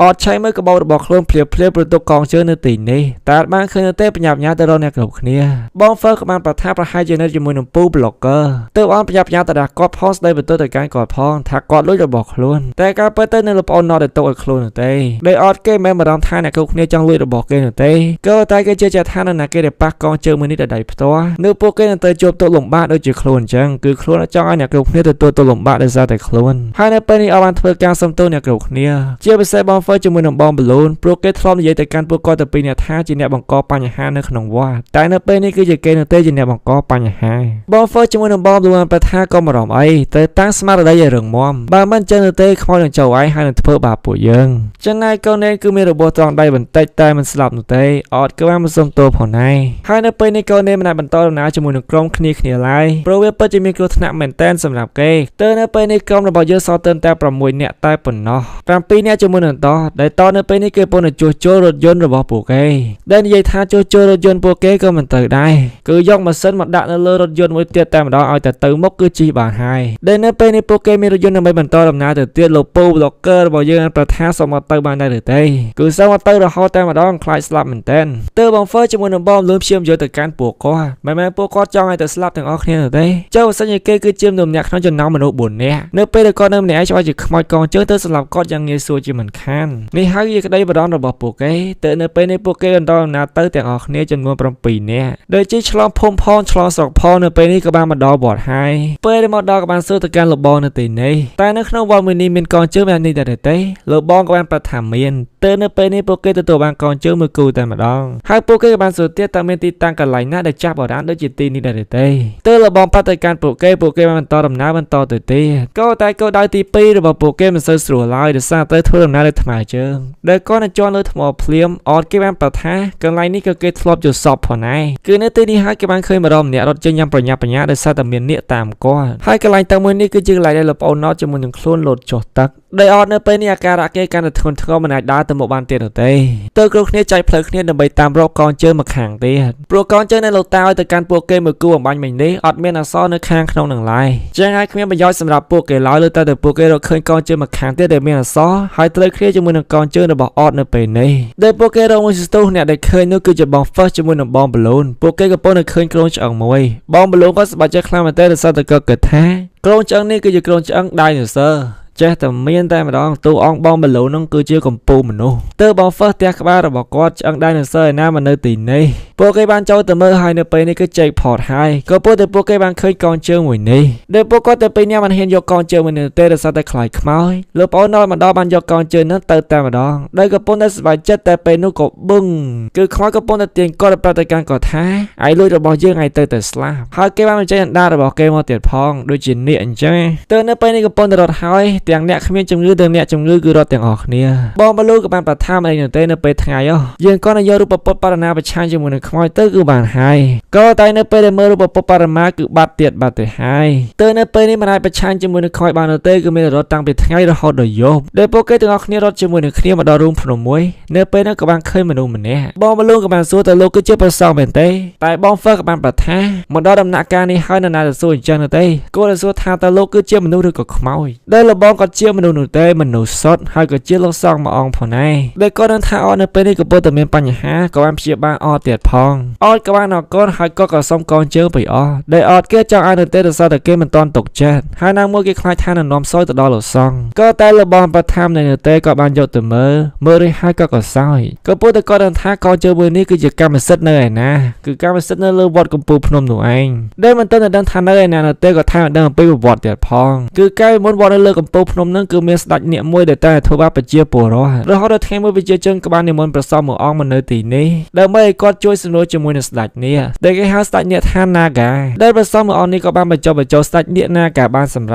ตัวสตัดเนี่ยนากาตอนทั่วจะบริวารเราไปอ่องเจียเรียงเราโหดหากแกบ้านก็สร้างบนในตีนี้มันเต็มแต่ปนในเตยแกบ้านมันการจะกองเจอมวยเตียดพองได้กองเจอนี่คือสำหรับนาแกได้เมียนจัดทัวคือสิ่งพวกแกแปะกองเจอมือในให้ในไปเด็กพวกแกเรียบบัวให้พวกแกเจอเลยแบบปนศาสนา នោះស្ដេចអ្នកនាការនឹងតាមជួយថែរក្សាពួកគេដូចជាតាមជួយថែរក្សាប្រពន្ធអញ្ចឹងក៏តែផ្សេងពួកគេពាក់កងជើងមួយនេះហើយមុនពេលដែលពួកគេរៀបបួសហើយមិនជឿលើព្រះពុទ្ធសាសនានៅតែមានគំនិតអាក្រក់នោះស្ដេចអ្នកនាការនឹងប្រហារពួកគេនឹងរឿងគឺមានតែប៉ុណ្្នឹងតែប៉ុណ្ណោះនេះគ្នាហើយការដែលរឿងរបស់យើងតែងតែមានពាក្យឋានៈហ្នឹងគឺដោយសារតែក្នុងប្រទេសថៃនរណាគេដែលរៀបបួសគឺគេហៅឋានៈយប់ឡើងក៏បានមកដល់យប់នេះពួកគេគេទៅទីនេះមួយយប់ហើយនៅពេលដែលគេអត់គេបានសម័យទៀតហើយនៅពេលនេះគេបានឃើញបរិសម្នាក់ដែលក៏កំពុងតែពាក់កងជើងទាំងពីរហើយមើលទៅកាន់គាត់ដូចជាមិនសូវសួរនោះទេដូចកំពុងតែចង់លួចអ្វីមួយយ៉ាងអញ្ចឹងដែលគាត់នឹងហៅគឺជាខ្មោចនៅក្នុងរឿងមួយនេះទីទៀតនេះគ្នានឹងកាន់តែយល់ច្បាស់ដែលនៅពេលដែលគេភ្ញាក់ឡើងក៏គ្នាកំពុងតែសម្លឹងមើលមុខគេបាត់ទៅហើយតែមានសមត្ថភាពទៀតហើយមែនទេសួរដូចដឹងមុនអញ្ចឹងដល់អ្វីដែលកាន់តែពិសេសនៅព្រឹកនេះគឺពួកគេបានឃើញលោកព្រះអង្គមួយសង្ឃដែលពួកគេជោគការពីយកមិញនោះទេទើបពួកគេកំពុងតែសួរគ្នាហើយតើយកមិញជាការសបិនឬក៏ជាការយល់សប្តិតែมันជាបញ្ហាអ្វីច្រើនទេនៅពេលនេះពួកគេកំពុងតែបន្តដំណើរទៅវត្តលើកំពូលភ្នំពួកគេចែកផ្លូវគ្នាដើរតែនរណាគេដល់មុនដោយគិតដែរដូចខ្ញុំប្រាប់ទៅកាន់អ្នកគ្នាអញ្ចឹងគេគឺជាក្មេងឆ្លាតម្នាក់ចឹងហើយគឺកំពុងតែមើលទូរស័ព្ទដើរតាមផ្លូវកាត់ក៏តែនៅពេលដែលគេមកដល់ក៏បានឃើញថាបង First ជាមួយនឹង Mr. Todd គឺបានមកដល់មុនបងមកលូនក៏ឆ្ងល់តែម្ដងដើរតាមណាអីក៏លឿនម្លេះពួកគាត់ទៅពេលនេះបើថាដើរតាមផ្លូវគេឲ្យដើរមុនហ្នឹងតែសារតែគេមានផ្លូវនោះទេចឹងណាគិតដែរគេមើលតាមទូរស័ព្ទGoogle Map ហ្នឹងគឺប្រាប់តែខុសនឹងឯងចឹងហើយគេពិតជាឆ្លាតតែល្ងងក្នុងពេលជាមួយគ្នាដោយគាត់នៅមកដល់ទីនេះគេចាប់អារម្មណ៍ហើយថាទីនេះគេធ្លាប់ស្រមៃឃើញដូចគ្នាគេបានឃើញបរិសម្នាក់ហ្នឹងកំពុងរត់ចេញពីទីនេះពួកគេបានចូលទៅខាងក្នុងក៏បានឃើញមនុស្សចំនួន2-3នាក់តែនៅពេលនេះគេមានអាការៈកាន់តែធ្ងន់ធ្ងរហើយក្អួតឈាមខ្មៅទៀតផងលោកពូនេះទៀតនឹងក៏នៅឃើញអាការៈរបស់ក៏ដឹងតែម្ដងនេះគឺជាបណ្ដាសាកងជើងទើបគាត់នាំពួកគេមកចូលក្នុងវត្តហើយក៏បានជួយជាមួយលោកបងដដែលដោយលោកបងក៏បានប្រាប់ទៅកាន់ពួកគេបន្ថែមទៀតតាក់ទងជាមួយនឹងរឿងកងជើងមួយនេះយើងកាត់ចូលទៅកាន់អតីតកាលនឹងរឿងគ្រប់យ៉ាងនេះគឺជាបរិម្នាក់នឹងគឺជាបរិម្នាក់ដែលតែងតែយល់សប្តិហើយក៏ជាខ្មោចនៅក្នុងរឿងមួយនេះផងដែរខ្មោចកងជើងនេះគឺជាបរិម្នាក់នឹងគឺជាបរិម្នាក់ដែលតែងតែយល់សប្តិហើយក៏ជាខ្មោចនៅក្នុងរឿងមួយនេះផងដែរខ្មោចកងជើងដែលនៅពេលនេះក៏កំពុងតែរៀបចំបួសហើយមុននឹងគាត់រៀបចំបួសហ្នឹងគឺគាត់ចូលចិត្តលួចគេទៅអ្នកភូមិធ្វើការវាយគាត់ផងឲ្យផងលោកបងលេទីនឹងមានចិត្តសោមនស្សបានបដកម្មអ្នកភូមិថាគួរតែប្រណីទៅកាន់គេទើបគេសុំបួសនៅពេលហ្នឹងតែម្ដងលោកបងក៏បានប្រថាប្រសើរណាស់ការដែលបួសប្រសើរចាប់គេធ្វើជាអ្នកទោសទៅនៅពេលនេះគឺកំពុងតែរៀបចំបួសហើយមុនពេលដែលរៀបបួសគេតែងតែឲ្យពាក់កងជើងហើយនៅពេលដល់កងជើងចេញមានន័យថាគេខ្លាចជាព្រះសង្ឃ 100% ក៏តែគំនិតរបស់គេមិនចង់បួសនោះទេគឺគេចង់លួចកងជើងនឹងតែម្ដងដោយសារតែមានតម្លៃហើយមូលហេតុដែលគេតែងតែធ្វើបាបអត់គឺដោយសារតែអត់លួចកងជើងមួយនេះពីគេមុនពេលដែលគេស្លាប់តិចទៀតនេះគ្នាដឹងកាន់តែច្បាស់នៅពេលនេះយើងដឹងតែប៉ុណ្្នេះសិនទៅនៅពេលនេះគេសម្រាប់ចិត្តឲ្យគេនឹងបួសដើម្បីបញ្ចប់បណ្ដាសាមួយនេះលោកប្អូនកំពុងនៅសូធរអត់ក៏បានយកទឹកលុបលាងមុខហើយនៅពេលនេះគឺបាត់អាការៈទាំងអស់គឺពួកគេទទួលបានចូលចេញមួយដំណាក់កាលហើយមកយំមិនឆាន់មកទេគ្រប់យ៉ាងនឹងល្អប្រសើរហើយនៅពេលនេះពួកគេកំពុងតែរៀបចំពិធីពេលនេះក៏មានបរិម្នាក់ដូចជាកំពុងតែញ៉ែតដែល Mr. តមិនសូវចាប់អារម្មណ៍ជាមួយនឹងបរិម្នាក់នោះទេបានសួរទៅកាន់តើគេចាំបានទៅទេហើយវិជាគេដោះកងជើងរបស់គាត់បានប្រថាគេមិនតនៅទេក៏ប៉ុន្តែនៅពេលនេះគេមានអារម្មណ៍ថាហាក់ដូចជាសោកស្ដាយខ្លាំងណាស់ចំពោះអ្វីដែលគេបានធ្វើការពារអតីតជាតិហើយក៏បានអរគុណទៅកាន់អ្នកគ្រប់គ្នាដែលតែនៅទីនេះដើម្បីគាំទ្រគេបងវ៉ាលូក៏បានថាក៏មានអារម្មណ៍អាណិតខ្មោចអីឯងខុសពីគេឯងលួចគេហើយក៏ប៉ុន្តែនៅពេលនេះឯងដឹងកំហុសរបស់ខ្លួនឯងក៏តែគេមិនតនឹងកំហុសនោះទេដែលកងជើងនេះគេព្យាយាមលួចចេញពីវត្តសោះទើបលោកប្អូនបានប្រថាពេលខ្លះយើងមិនគួរលើលែងទោសឲ្យខ្លួនឯងនោះទេព្រោះនេះគឺជាកំហុសរបស់យើងតែយើងត្រូវតែសុំទោសពីនរណាគេដែលយើងបានបង្កើតកំហុសជាមួយទើបនៅពេលនេះគេសម្រាប់ចិត្តហើយនៅជួយជាមួយនឹងខ្មោចកងជើងដើម្បីសុំទោសគាត់ដោយផ្ទាល់តែម្ដងក៏បានដោះស្រាយកងជើងលោកប្អូនក៏បានសួរហើយចាំបាច់ធ្វើបែបនេះបានប្រថាទៅតែឲ្យគេជឿជាក់ថាយើងមិនខ្លាចស្លាប់នោះទេគឺយើងពិតជាចង់សុំទោសពិតមែនពេលនេះខ្មោចក៏បានចេញមកដល់ហើយនេះគ្នាផិតភ័យគ្រប់គ្នាដែលខ្មោចនឹងចេញមកនិយាយទៀតហើយកងជើងនោះគឺជារបស់យើងឯងលុយរបស់យើងឯងទៅតែស្លាប់តាមពីដើមដល់ចិត្តចប់គេនិយាយតែប្រមាណម៉ាត់នឹងឯងខ្មោចហ្នឹងហើយការចូលទៅក្នុងរដ្ឋការបន្តិចគឺនៅពេលហ្នឹងគឺមានអាការៈឆ្លងជំងឺ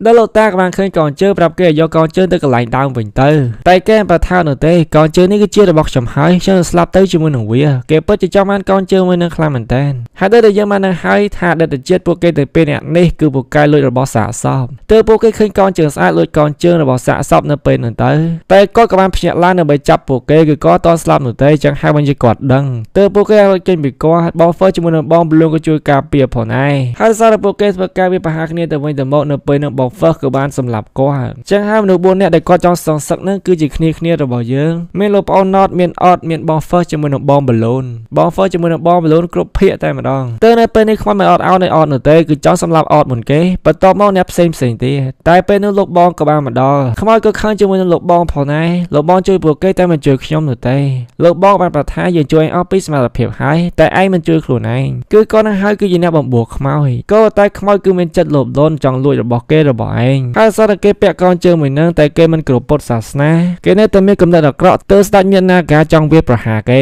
ទៅនៅពេលនេះស្ដេចមាននាការកំពុងតែចង់វាប្រហារគេហើយទោះបីជាគេរត់ទៅដល់ទីណាក៏ដោយតែបានលោកបងរបស់យើងចេញមកតន់នឹងជួយការពារគេគឺទុកជីវិតឲ្យគេកាលមកខាងបច្ចុប្បន្នវិញគឺស្ដេចញាតិនាការគឺពិតជាចេញមកម្ដងទៀតពិតមែនធ្វើឲ្យគេភិតភ័យជាខ្លាំងស្ដេចញាតិនាការក៏បានរំពាត់គេនិងសម្លាប់គេចោលនៅពេលហ្នឹងទៅ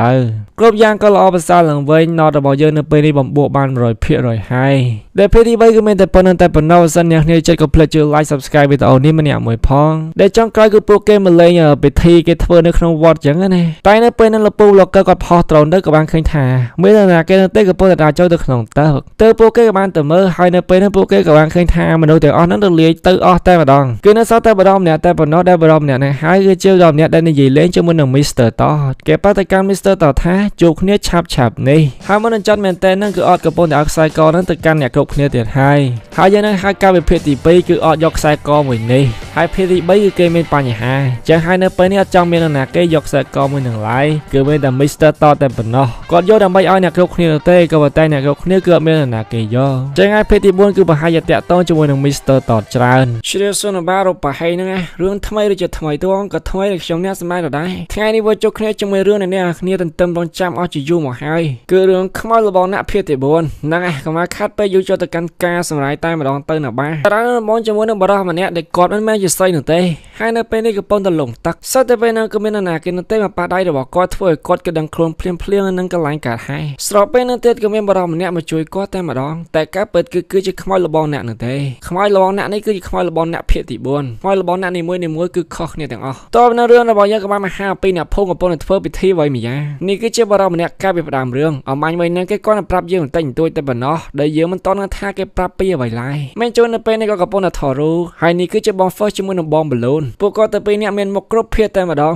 Welcome back Mother Tucker ពេលនោះម៉ែរបស់មានជួនក្បានខំមកកាន់កូនប្រុសផងដែរដែលម៉ែរបស់គាត់ប្រាប់គាត់តាក់ទងជាមួយនឹងវិហារតើមានជួនសន្យាជាមួយម៉ាថានៅនេះបន្តិចទៀតតែប៉ុណ្ណោះទីទៀតនឹងទៅថតរូបហើយពេលនៅសតតែមានជួនក៏បានឃើញបរិះម្នាក់ហាក់ដូចជាខ្លួនធ្លាប់ស្គាល់ទៅនៅពេលនេះកំពុងទៅតាមបរិះម្នាក់ហ្នឹងក៏តែនៅពេលទៅដល់គឺឃើញអ្វីនោះទេឃើញតែអ្នកភូមិកំពុងតែពាក់មុខខកមើលខ្លាំងមែនតើហើយសតតែពេលនោះទៀតខ្លួនក៏បានឃើញលបងណាក់គឺខ្មោចលបងណាក់រះទាំងថ្ងៃតែម្ដងបង First ជាមួយបង Balloon នៅពេលនេះកំពុងតែអង្គុយបង Balloon ក៏ល្អខ្លាំងណាស់ថាក្តៅខ្លាំងមែនតើប្រទេសថៃតែបង First ប្រតិកម្មក៏ថាបាយពេលអាវអញ្ចឹងហ្នឹងបើមិនឲ្យក្តៅមានតែចម្លែកនៅពួកគាត់ទៅពេលនេះខិតខំប្រឹងប្រែងតែងខ្លួនឲ្យស្អាតខ្លាំងណាស់មិនខ្វល់ពីអាកាសធាតុនោះទេពេលនោះក៏លេចចេញតួអង្គថ្មីដែលគាត់មានឈ្មោះថា Bonusមិនមែនអុបប៉ាហើយនៅទេតែគាត់នៅម្ដងក៏បានហៅបងទាំងពីររបស់យើងថាអ្នកមិញពេញមាត់តែម្ដងធ្វើឲ្យពួកគាត់រត់ចូលចិត្តបងនៅភ្លាមមិននឹងកន្លែងកាត់ហើយយើងសត្វតែមិញធ្វើដូចយើងជ្រួញណាស់ណាអញ្ចឹងដែលពួកគាត់កំពុងតែខឹងនៅសត្វតែពេលនោះក៏មានក្មេងប្រុសម្នាក់ដែលគេមានឈ្មោះថាយឹមគេមកហាក់ដូចជាយកចិត្តជាមួយនឹងបងទាំងពីររបស់យើងសរសើរបងរបស់យើងពេញមាត់តែម្ដងថាស្អាតហើយហៅបងទាំងពីររបស់យើងសត្វជា sister ទៀតផ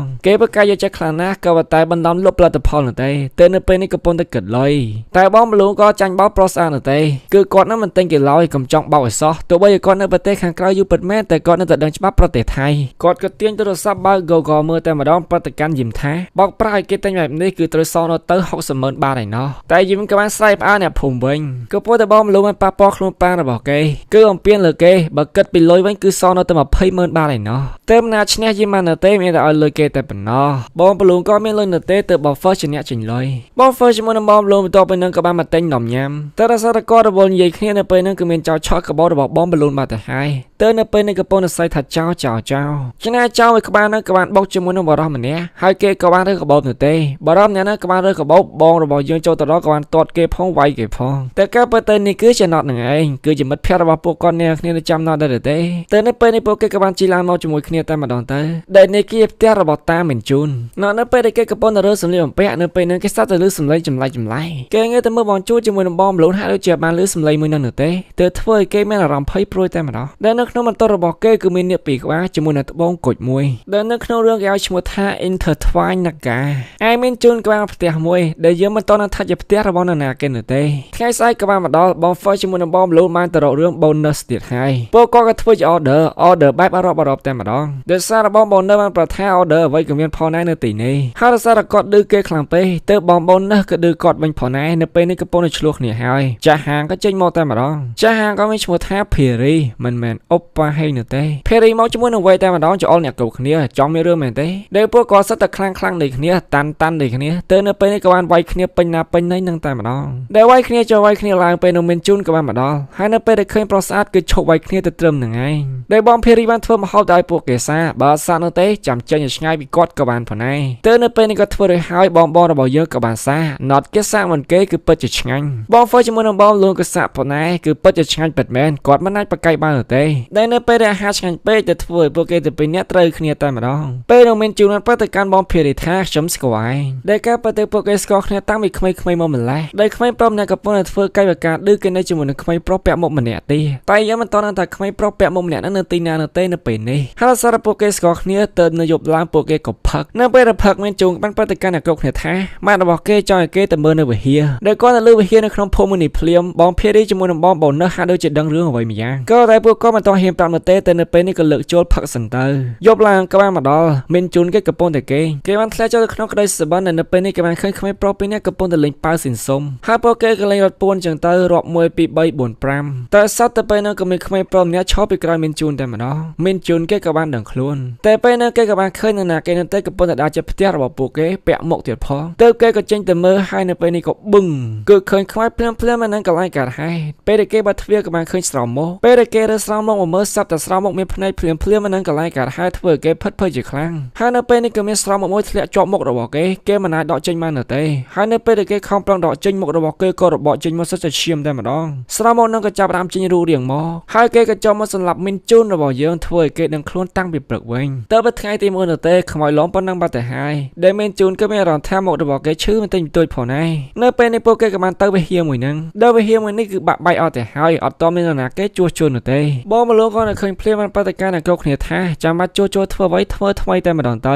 ខ្ញុំអ្នកសម្លាយក៏គិតចឹងផងដែរធ្វើថ្មីតែម្ដងទៅពួកគេក៏ចង់ដាក់ចូលទៅខាងក្នុងពេលនោះលោកក៏ចេញមកដែលមើលទៅកាន់ពួកគាត់មិនចង់ឲ្យពួកគេចូលទៅខាងក្នុងនោះទេមានជួនសិតទៅកាន់កូននេផងដែរតែធ្លាប់មានអ្នកជួសជុលពីមុនដែរទេកូននេក៏បានបន្ថាពួកគេចាក់ចេញអស់ហើយខាងវត្តខ្វះថវិកាដើម្បីជួសជុលនោះទេក៏ប៉ុន្តែខ្វះអ្នកមកជួសជុលហើយមូលហេតុនៃខ្វះអ្នកជួសជុលគឺដោយសារនៅទីនេះពិបាកចូលទៅខាងក្នុងខ្លាំងណាស់ពួកគេក៏ឆ្ងល់តែម្ដងតើមានខ្មោចមែនដែរទេសត្វទៅពេលនោះក៏លឺសំឡេងចម្លែកចេញពីខាងក្នុងវិហារពួកគេក៏រត់ចេញទៅទាំងអស់គ្នារត់មកដល់កន្លែងមួយកូននេប្រតិកម្មអ្នកគ្រប់គ្នាថាវាគឺជាខ្មោចលបងណាស់ដែលធ្វើឲ្យគ្នារបស់យើងផ្ញើផ្អើម្ដងទៀតហើយលបងណាស់4 ដងបាត់ទៅហើយសិតតែជាខ្មោចដែលចង់បួសឲ្យត្រូវបានស្លាប់ហ្នឹងនេះគ្នាមានជួនប្រតិកម្មអ្នកគ្រប់គ្នាផងដែរថាខ្លួនយល់សោកឃើញលបងណាស់ដូចគ្នាទៅបង First ក៏បានសួរលបងណាស់ភាគទី1ភាគទី2ឬក៏ភាគទី3តែមានជួនបានប្រថាលបងណាស់ភាគទី4នៅលបងណាស់នៅក្នុងរឿងមួយនេះគាត់ចង់កសម្រាប់ខ្លួនឯងជាមួយនឹងមុខរបស់គាត់ចម្លែកនឹងទៀតផងហើយនៅពេលដែលជាមកចូលនៅទីនេះក៏បានឃើញខ្សែគោគាត់ក៏ចង់កាន់កាំបិតដើម្បីទៅកាត់ចោលក៏ប៉ុន្តែនៅពេលលបងណាស់ក៏បានទាញជើងរបស់គាត់ទៅធ្លាក់ស្លាប់ភ្លាមនឹងកន្លែងកាត់ហើយ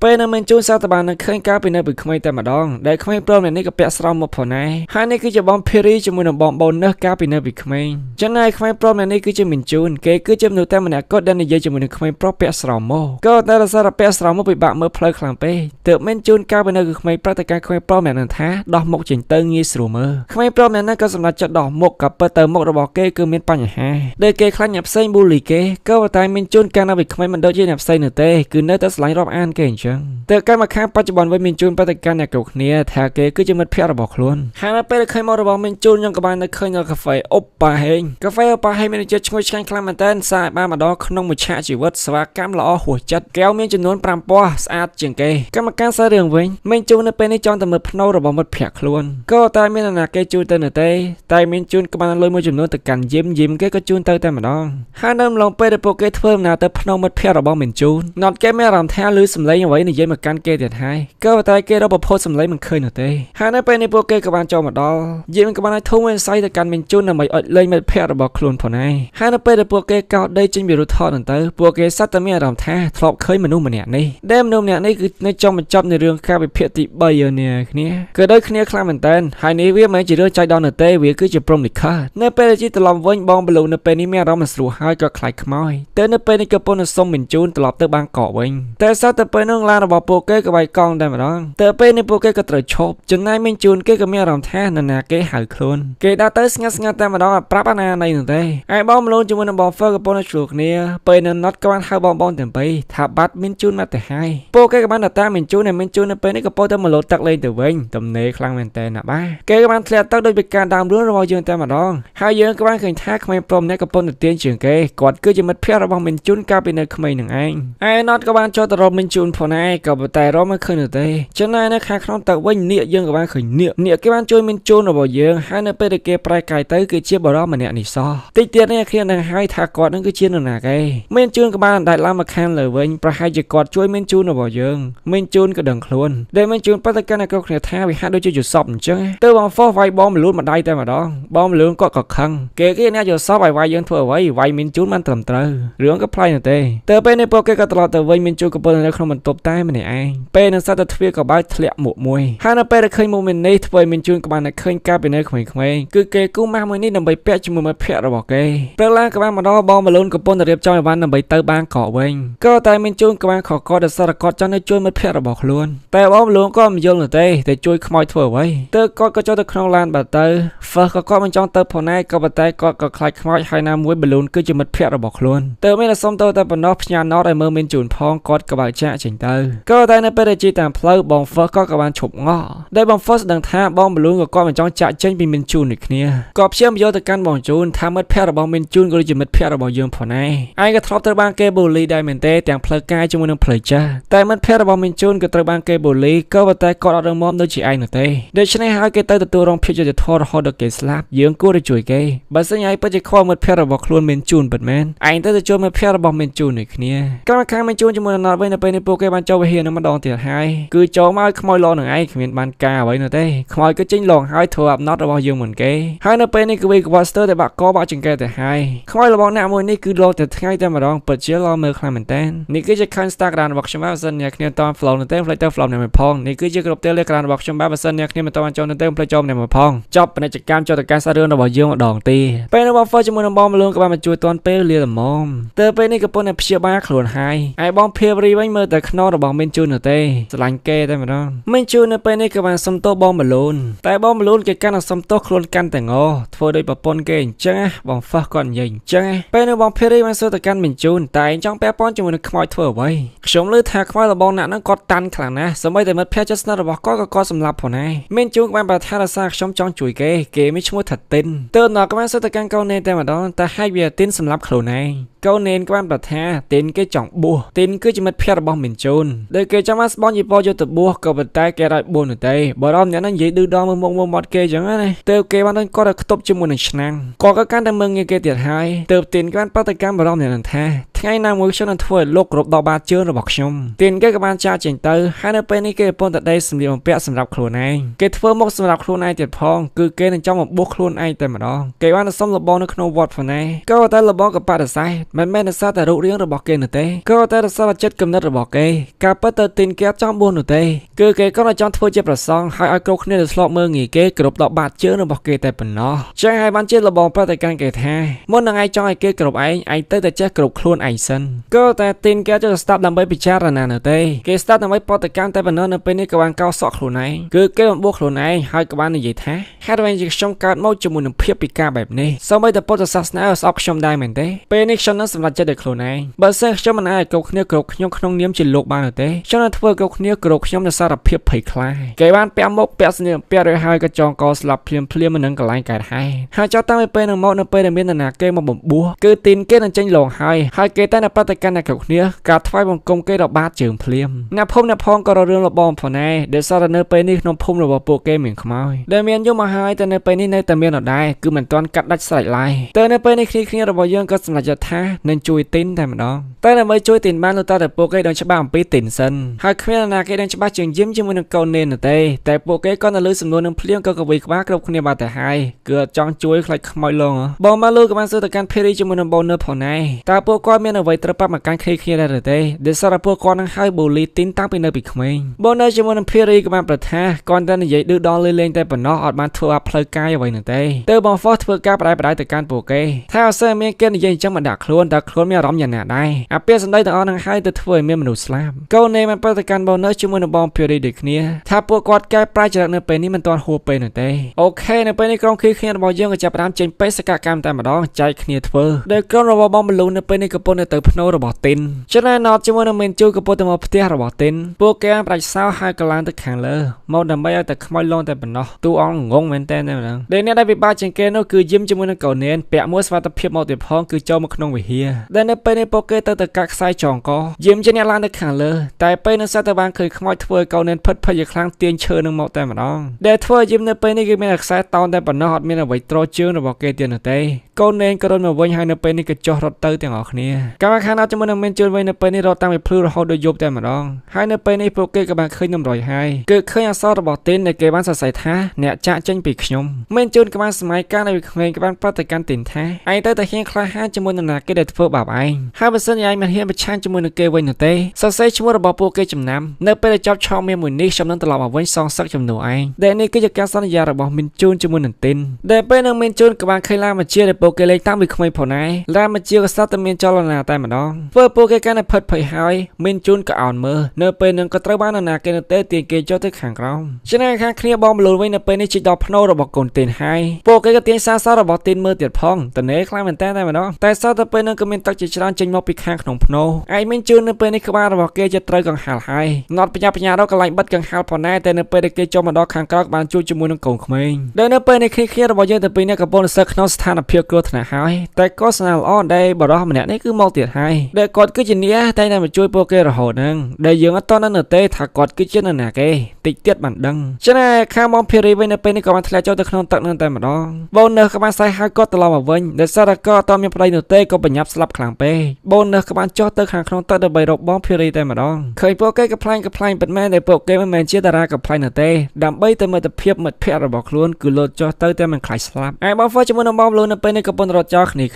តែនៅពេលនេះក៏ជួបជាមួយនឹងខ្មោចដដែលដែលខ្មោចឡងច្បាស់ចឹងតែម្ដងហើយនៅពេលនេះបងហ្វឺជាមួយនឹងបងលូនកំពុងតែប្រចាំងគ្នាហើយនរណាគេជាអ្នកបើកមុខបងហ្វឺក៏បានបើកមុខហើយនៅពេលនេះក៏បានឃើញខ្មោចរបស់លបងអ្នកភាគទី4បងលូនបានប្រតិកម្មបងហ្វឺថាយកមុខរបស់គេមកបានជាគេមើលឯងបែបនេះបោះមុខនឹងទៅឲ្យគេវិញទៅបងហ្វឺក៏បានបោះមុខនឹងទៅវិញក៏ប៉ុន្តែចំសម្បុកអូម៉ាល់ទើបពួកគាត់ក៏សោយតែម្ដងប្រហែលសម្បុកអូម៉ាល់នឹងធ្វើបាបខ្មោចលបងអ្នកហើយក៏ប៉ុន្តែខ្មោចលបងអ្នកក៏បាននិយាយថាឆាប់ចាក់ចេញពីខ្ញុំទៅដែលគាត់និយាយចេញមកជាមួយសម្បុកអូម៉ាល់ជាច្រើននេះគ្នាទើបបងហ្វឺក៏បានរត់តាន់តែបងបលូនគឺត្រូវបានអូម៉ាល់តិចពេញហ្នឹងឯបងភេរីជាមួយនឹង bonus ក៏កំពុងតែរត់ដូចគ្នាតែពេលហ្នឹងក៏រអិលជើងដួលខ្សែវក៏តាក់ពុកគាត់ជាប់ខ្មោចលបងអ្នកក៏ដើរចេញមកតែម្ដងខ្មោចគេលងលយខ្លាំងមែនតើរឿងមួយនេះដែលបងភេរីបានតែកាន់ខ្មោចលបងអ្នកថាកាលវាឯងនៅរស់យើងបានស្លាប់ឯងនៅទេយើងក៏តែប្រើពាក្យសម្ដីបូលីឯងតិចតួចតែប៉ុណ្ណោះអត់មានតិចអត់មានតូចនៅទេនេះគ្នាឲ្យតែយើងបូលីគេគឺខុសហើយយើងកាត់ចូលក្នុងរដ្ឋការបន្តិចទៅពួកគេអក្រក់ដាក់ទៀនខ្លាំងណាស់សូម្បីតែខ្លួនគេមិនញ៉ាំអីសោះណាឲ្យលុយសោះណាក៏ដេញគ្នាចេញផងដែរក៏ពលតែខ្លាចតែរជនផ្សេងទៀតនៅពេលដែលឃើញមុខរបស់ទៀនអត់ហ៊ានចូលទៀនក៏ឈឺចាប់ខ្លាំងណាស់ហើយនៅពេលនេះគេកំពុងតែដាក់ចំណេះឆ្កែក៏បងភេរីជាមួយនឹងបងបូននឹងឌឺដងទៅកាន់គេឲ្យដាក់ចំណេះឆ្កែទៀតផងពេលនឹងក្មេងស្រីម្នាក់ក៏បានគប់គេទៀនក៏កោចឈរឡើងហើយបានជគប់ឆ្កែបែបនេះតែម៉ាក់ក្មេងស្រីម្នាក់ហ្នឹងក៏បានប្រថាកូនរបស់យើងមិនមែនគប់ឆ្កែទេគប់ឯងនឹងឯងនិយាយទៅមានអ្នកគេឲ្យតម្លៃទៀនរបស់យើងតែម្ដងអាណិតគេខ្លាំងមែនតើកាលមកខាងបច្ចុប្បន្នវិញទៀនក៏បានប្រតិកម្មបងភេរីជាមួយនឹងបូននៅថាថ្វាយបង្គំបាត់ជើងរបស់គេភ្លាមទើបពួកគាត់ទៅពេលនេះក៏ធ្វើតាមពិតមែនពួកគាត់ក៏សំទោសទៀនគេក៏បានចាក់ចេញទៅកាលមកខាងបងបលូនជាមួយនឹងហ្វឺវិញនៅពេលនេះក៏ប៉ុន្តែរត់ពួនមករបស់មកហ្វឺគឺត្រូវឲ្យមកតិចបាត់ទៅហើយពេលនេះក៏ប៉ុន្តែប៉ោងនៅពេលដែលឃើញមករបស់ខ្លួនឯងគឺផិតភ័យទៅផងសត្វតែពេលនោះក៏លឺសំឡេងកូនក្មេងរស់គឺរាប់1 2 3 4 5រហូតដល់10ដែលសារពួកគេក៏ប៉ុន្តែលេងបាត់ពួនបងបលូនក៏ឆ្ងល់តែម្ដងអាណាគេមិនលេងបាត់ពួនមកណាតែបងហ្វឺក៏បានប្រតិកម្មបងបលូនថាខ្មោចលេងណាវើយទើបពួកគាត់ក៏ប៉ុន្តែរត់ពួនខ្មោចទីននៅឯក្មេងក៏បានតាមរកពួកគាត់ទៅពីនេះដោយរត់ចរឡើងទីនក៏បានរកឃើញបងហ្វឺមុនហើយនៅពេលនេះក៏ប៉ុន្តែធ្វើដែរគាត់ក៏មកប្រតិកម្មបងបលូនទៀតផងឯបងបលូនក៏កំពុងតែជាប់នៅខាងក្រោមនឹងទីនគេក៏បានចូលទៅជាមួយគ្នាហើយនៅពេលនេះក៏រត់ទៅទាំងអស់គ្នាដែលនៅពេលនេះគ្នារបស់យើងលេងអីវិញហើយដោយបងហ្វឺក៏ឡើងចង់ធ្វើការងារមួយនេះទៀតហើយខំទៅជួយគេធ្វើអាប់យើងមើលតែមុខរបស់យើងទៅដែលពួកគេក៏ប៉ុន្តែឆ្លោះគ្នាញ៉ៃនៅពេលនោះ Kid Day ក៏បានចូលមកដល់ Kid Day មកដល់ក៏បានប្រមូលវិស្វកម្មរបស់គេគឺ Life Insurance ហើយនៅពេលដែលគេរកអតិថិជនបានហើយដែលជាបងភា ភារីជាមួយនឹង bonus គេក៏បានចាក់ចេញទៅវិញទៅចឹងហើយ not គេកំពុងតែគិតបើសិនជាពួកគេនៅតែបន្តសកម្មភាពដដែលគឺពួកគេនៅតែបរាជ័យដដែលចឹងហើយបើតាមអ្វីដែលគេគិតពួកគេគួរតែចាប់ផ្ដើមពីកន្លែងដែលគេសរសេរថាអ្នកបានចាក់ចេញពីខ្ញុំតើវាមានន័យយ៉ាងម៉េចតែអាពាក្យមួយហ្នឹងដែលមានតែមានជួននៅទេដែលគេដឹងក៏ប៉ុន្តែគេតន់ប្រាប់គ្រប់គ្នាឡើយហើយនៅពេលកាត់ចុះដេតកាបន្តិចទៅដែលនៅពេលពួកគេទៅពីនេះកំពុងតែលេងហាយទឹកតែសតតែភ្លាមទីនក៏បានធ្លាក់ចូលទៅក្នុងតើមានជួនក៏ចង់ទៅជួយគេផងដែរតែខ្លួនក៏អស់ដង្ហើមទៅខ្លួនក៏បានចាក់ចេញមកវិញមានជួនបានប្រតិកម្មអ្នកគ្រប់គ្នាទៅប៉ុណ្្នឹងតែប៉ុណ្ណោះកូននាងក៏បានប្រថាមិនអីនោះទេសន្យាដែលយើងមិនអាចធ្វើបានវាគ្រាន់តែជាពាក្យកុហកតែប៉ុណ្ណោះគាត់ធ្វើដូចជានិយាយលើទៅចឹងអញ្ចឹងការពិតធ្វើឲ្យគេកាន់តែឈឺចាប់លើដើមពេលនៅមកភារីក៏បានសួរទៅកាន់មានជូនតែនៅពេលគេធ្លាក់ចូលទៅក្នុងទឹកហ្នឹងគេបានឃើញថាថ្វាយណាកាដែរទេហើយនៅពេលនេះយើងទៅយល់ទាំងអស់គ្នាថា Intertwine Naga ហ្នឹងគឺជាអ្វីវាសំដៅទៅលើនាគពីរក្បាលពួកគាត់មានជីវិតអមតៈហើយដើម្បីភពផែនដីកាន់តែមានសន្តិភាពសប្បាយរីករាយប្រជាជនគ្រប់គ្នាទើបពួកគាត់ទៅពេលនេះលះបង់ដួងកែវរបស់ខ្លួនធ្វើពួកគាត់ទៅពេលនេះលែងអមតៈទៀតហើយដួងកែវហ្នឹងក៏មានវត្តមានចាប់ពីពេលហ្នឹងតរៀងអើយបងភារីបានប្រតិកម្មមានជូនថាអ្នកដែលបានឃើញ Intertwine Naga គឺសុទ្ធតែជាមនុស្សដែលមាននិស្ស័យនិយាយទៅលុះត្រាតែជាប់ពាក់ព័ន្ធសាច់ឈាមពូជពងវងតកោអញ្ចឹងណាចាំមានថាមានជូនរបស់យើងក៏មិនធម្មតាផងដែរមានជូននៅពេលនេះគេកំពុងតែនៅមាត់ទឹកងាកទៅខាងក្រោយក៏បានឃើញមិត្តភ័ក្តិរបស់ខ្លួនទៀនគេខឹងជាខ្លាំងឯងក៏ហកខ្ញុំគេក៏បានទៅបុកមានជូនតែម្ដងធ្វើឲ្យមានជូនធ្លាក់ចូលទៅក្នុងព្រៃមួយមានជូនក៏បានឃើញគេកំពុងតែនៅក្នុងទឹកពិបាកដកដង្ហើមជាខ្លាំងចុងក្រោយគេក៏បានស្លាប់ចំណែកទៀនគេកំពុងតែសប្បាយចិត្តទៅវិញតែការពិតវាក៏ជាការសម័យញ៉ៃញ៉ៃតែប៉ុណ្ណោះទៅនៅពេលនេះមានជូនក៏បានចូលមកក្នុងវិហារនឹងតែម្នាក់ឯងក៏ចូលមកដល់ភ្លៀងក៏បានលឺសំឡេងរបស់ទៀននិយាយពេញហ្នឹងឯងគាត់សន្យាឯងចាក់ចោលខ្ញុំមានជូនបានបើថាខ្ញុំគឺជាមិត្តភក្តិរបស់ឯងខ្ញុំនឹងជួយឯងចេញពីទីនេះតែពេលនោះខ្មោចក៏បានចេញមកគេបានបកមករបស់គេគឺពិតជាគួរខ្លាចខ្លាំងមែនទែនចឹងហើយក្រុមបងបលឺវិញនៅពេលយប់ពួកគាត់ក៏សម្រេចចិត្តថាដុតទីនឹងចោលតែម្ដងតែបញ្ហាតនថាតនឹងថាណាគេទៅត្រូវដុតនោះទេគំនិតមួយហ្នឹងគឺជាគំនិតរបស់បងបលូនទើហ្វឺឲ្យបងបលូនជាអ្នកដុតតែបងបលូនខ្លាចខ្មោចតាមចងកម្មពីគាត់ទៅនៅពេលនេះកំពុងតែឲ្យយឹមជាអ្នកដុតវិញគាត់ដឹងថាយឹមនឹងត្រូវការទៅលុយតែប៉ុណ្ណោះគាត់ក៏ឲ្យលុយចាក់សារឲ្យហើយតែយឹមគេដាក់ចិត្តដុតនោះទេទើបគេសុំឲ្យលុយវិញពេលនោះសត្វតកូននាងក៏បានមកដល់ខាត់យឹមតែម្ដងហេកំដុតតែគាត់មកខត់ហាក់ដូចជាជួយដុតបន្ថែមអញ្ចឹងដៃគេក៏បានធ្លាក់ភ្លើងក៏បានឆេះឆុលតែសត្វតែពេលនោះណាត់ក៏បានប្រតិកម្មអ្នកគ្រប់គ្នាហាក់ដូចជាបាត់មិនជូនចំណែកមិនជឿវិញនៅពេលនេះខ្មោចលងរហូតដល់គេធ្លាក់ចូលក្នុងក្តីសម័យទៀតហើយគេបានទៅដល់កន្លែង Intertwine Naga តែម្ដងពេលនោះសត្វតែចេញមករំម្នាក់នឹងទៀតហើយនៅពេលនេះទៅយើងបានថាបរិមម្នាក់នឹងគឺជាទីននឹងឯងតែរូបរាងនេះគឺជាជាតិថ្មីរបស់គាត់ហើយអ្នកនឹងក៏ជាពួកគេទាំងពីរនាក់ផងដែរដែលទីនគេមកទីនេះក៏ចង់ប្រតិកម្មមានជូនថាអ្វីដែលគេស្រោចចំណងគេគួរតែដោះវានៅពេលនេះគេប្រតិប៉ុណ្ណឹងតែប៉ុណ្ណោះក៏រលេចបាត់នៅពេលហ្នឹងទៅមានជូនក៏ដឹងខ្លួនវិញដឹងខ្លួនឡើងចូលជាមួយនឹងខ្មោចហើយសំខាន់ភ្លើងកំពុងតែឆេះទៀតផងខ្មោចក៏ចង់ស្លាប់មានជូនទៀតហើយធ្វើឲ្យគាត់ជាប់ខ្សែជាមួយនឹងកោពេលនោះណាត់ក៏បានឃើញចង់ទៅជួយមានជូនតែគ្នាក៏បានខွာពួកគេមិនអាចធ្វើបាននោះទេតែនៅពេលនោះភ្លៀងក៏ចាប់ដើមធ្លាក់ចូលមកតែម្ដងនាគណាកាក៏ចុះមកចំណែកជូនក៏ស្នាល្អដែលខ្សែចងករបស់គេទៅភ្លើងឆេះដាច់គេបានដល់បន្តខ្សែករបស់គេដើម្បីទៅបន្លាចទីនចាញ់បារមីខ្សែកមួយនឹងផងដែរសើតែពេលនោះនាគក៏បានចុះមកហើយដែលនាគចុះមកដើម្បីជួយពួកគេទៅពីនៅទេហើយនៅពេលនេះយើងក៏បានឃើញនៅក្នុងអតីតកាលទៀតហើយគឺវាកើតឡើងជាច្រើនជាតិទៅហើយដដែលហើយគ្រប់ជាតិទាំងអស់មានជួយមិនដែលបោះបង់ទីនចោលម្ដងណានោះទេគេតែតែជួយរហូតហ្នឹងទោះបីជាគេជួយបានក៏គេជិះកង់ទៅឲ្យអ្នកផ្សេងជួយហើយជាតិខ្លះទោះបីជាគេជួយបានក៏ទីនប្លែងដៃរបស់គេមិនឲ្យគេជួយផងដែរព្រោះបើសិនជាមានជូនជួយគេពួកគេទៅពីអ្នកនឹងត្រូវស្លាប់ក្នុងទឹកជាមួយគ្នាទៅនៅពេលនេះទីនគេបានយល់គេបានឃើញហើយគេក៏ទទួលស្គាល់ផងដែរថាមានជូនមិនដែលចាក់ចោលគេនោះទេទៅពេលនេះគេបានខ្លាយជាដងកែវនាគទាំងពីរក៏បានយកគេទៅខាងលើក្រុមខេរបស់យើងគឺជោគជ័យវត្តក៏លែងមានខ្មោចទៀតផងដែរលោកបងក៏បានអរគុណទៅកាន់ពួកគេក៏តែរឿងដុតវិហារចោលហ្នឹងគឺរឿងផ្សេងមួយទៀតបងហ្វឺជាមួយនឹងបងលួងក៏បានបបោយីមទៅបាងកកវិញផងដែរពេលនេះពួកគេក៏បានធ្វើ Happy Birthday ទៅឲ្យណោះដល់ណោះនៅពេលនេះគេលឺសំឡេងចម្លែកទៀតហើយបានសួរទៅកាន់អ្នកគ្រប់គ្នាក៏តែមានអ្នកណាគេលឺនោះទេទើបមានជូនបានដោះខ្សែកមួយនឹងទៅឲ្យគេតែម្ដងហើយសោះតែពេលនោះទៀតក៏បានលឺសំឡេងកាន់តែខ្លាំងហើយពួកគេក៏បានឃើញមនុស្សម្នាក់ដែលយើងមិនតន់នៅទេថាជាណាគេតែដឹងថាជាខ្មោចនឹងឯងខ្មោចយ៉ាងណាបានសួរទៅកាន់ពួកគេថានៅចាំខ្ញុំនៅទេមេរឿងរបស់អ្នកភាគទី4គឺមានតែប៉ុណ្្នឹងទេយើងចាំមើលតើគ្នាតែគេចេញភាគ5បន្តដែរទេបើសិនចាំខ្ញុំនៅលើយកមកសម្រាប់ចែកជូននេះគ្នាចឹងហើយកុំភ្លេចចុច Subscribe Channel របស់អូប៉ាហេង comment ឲ្យច្រើន like ឲ្យច្រើនតើកុំភ្លេចទៅស្ដាប់បទថ្មីរបស់អូប៉ាហេងផង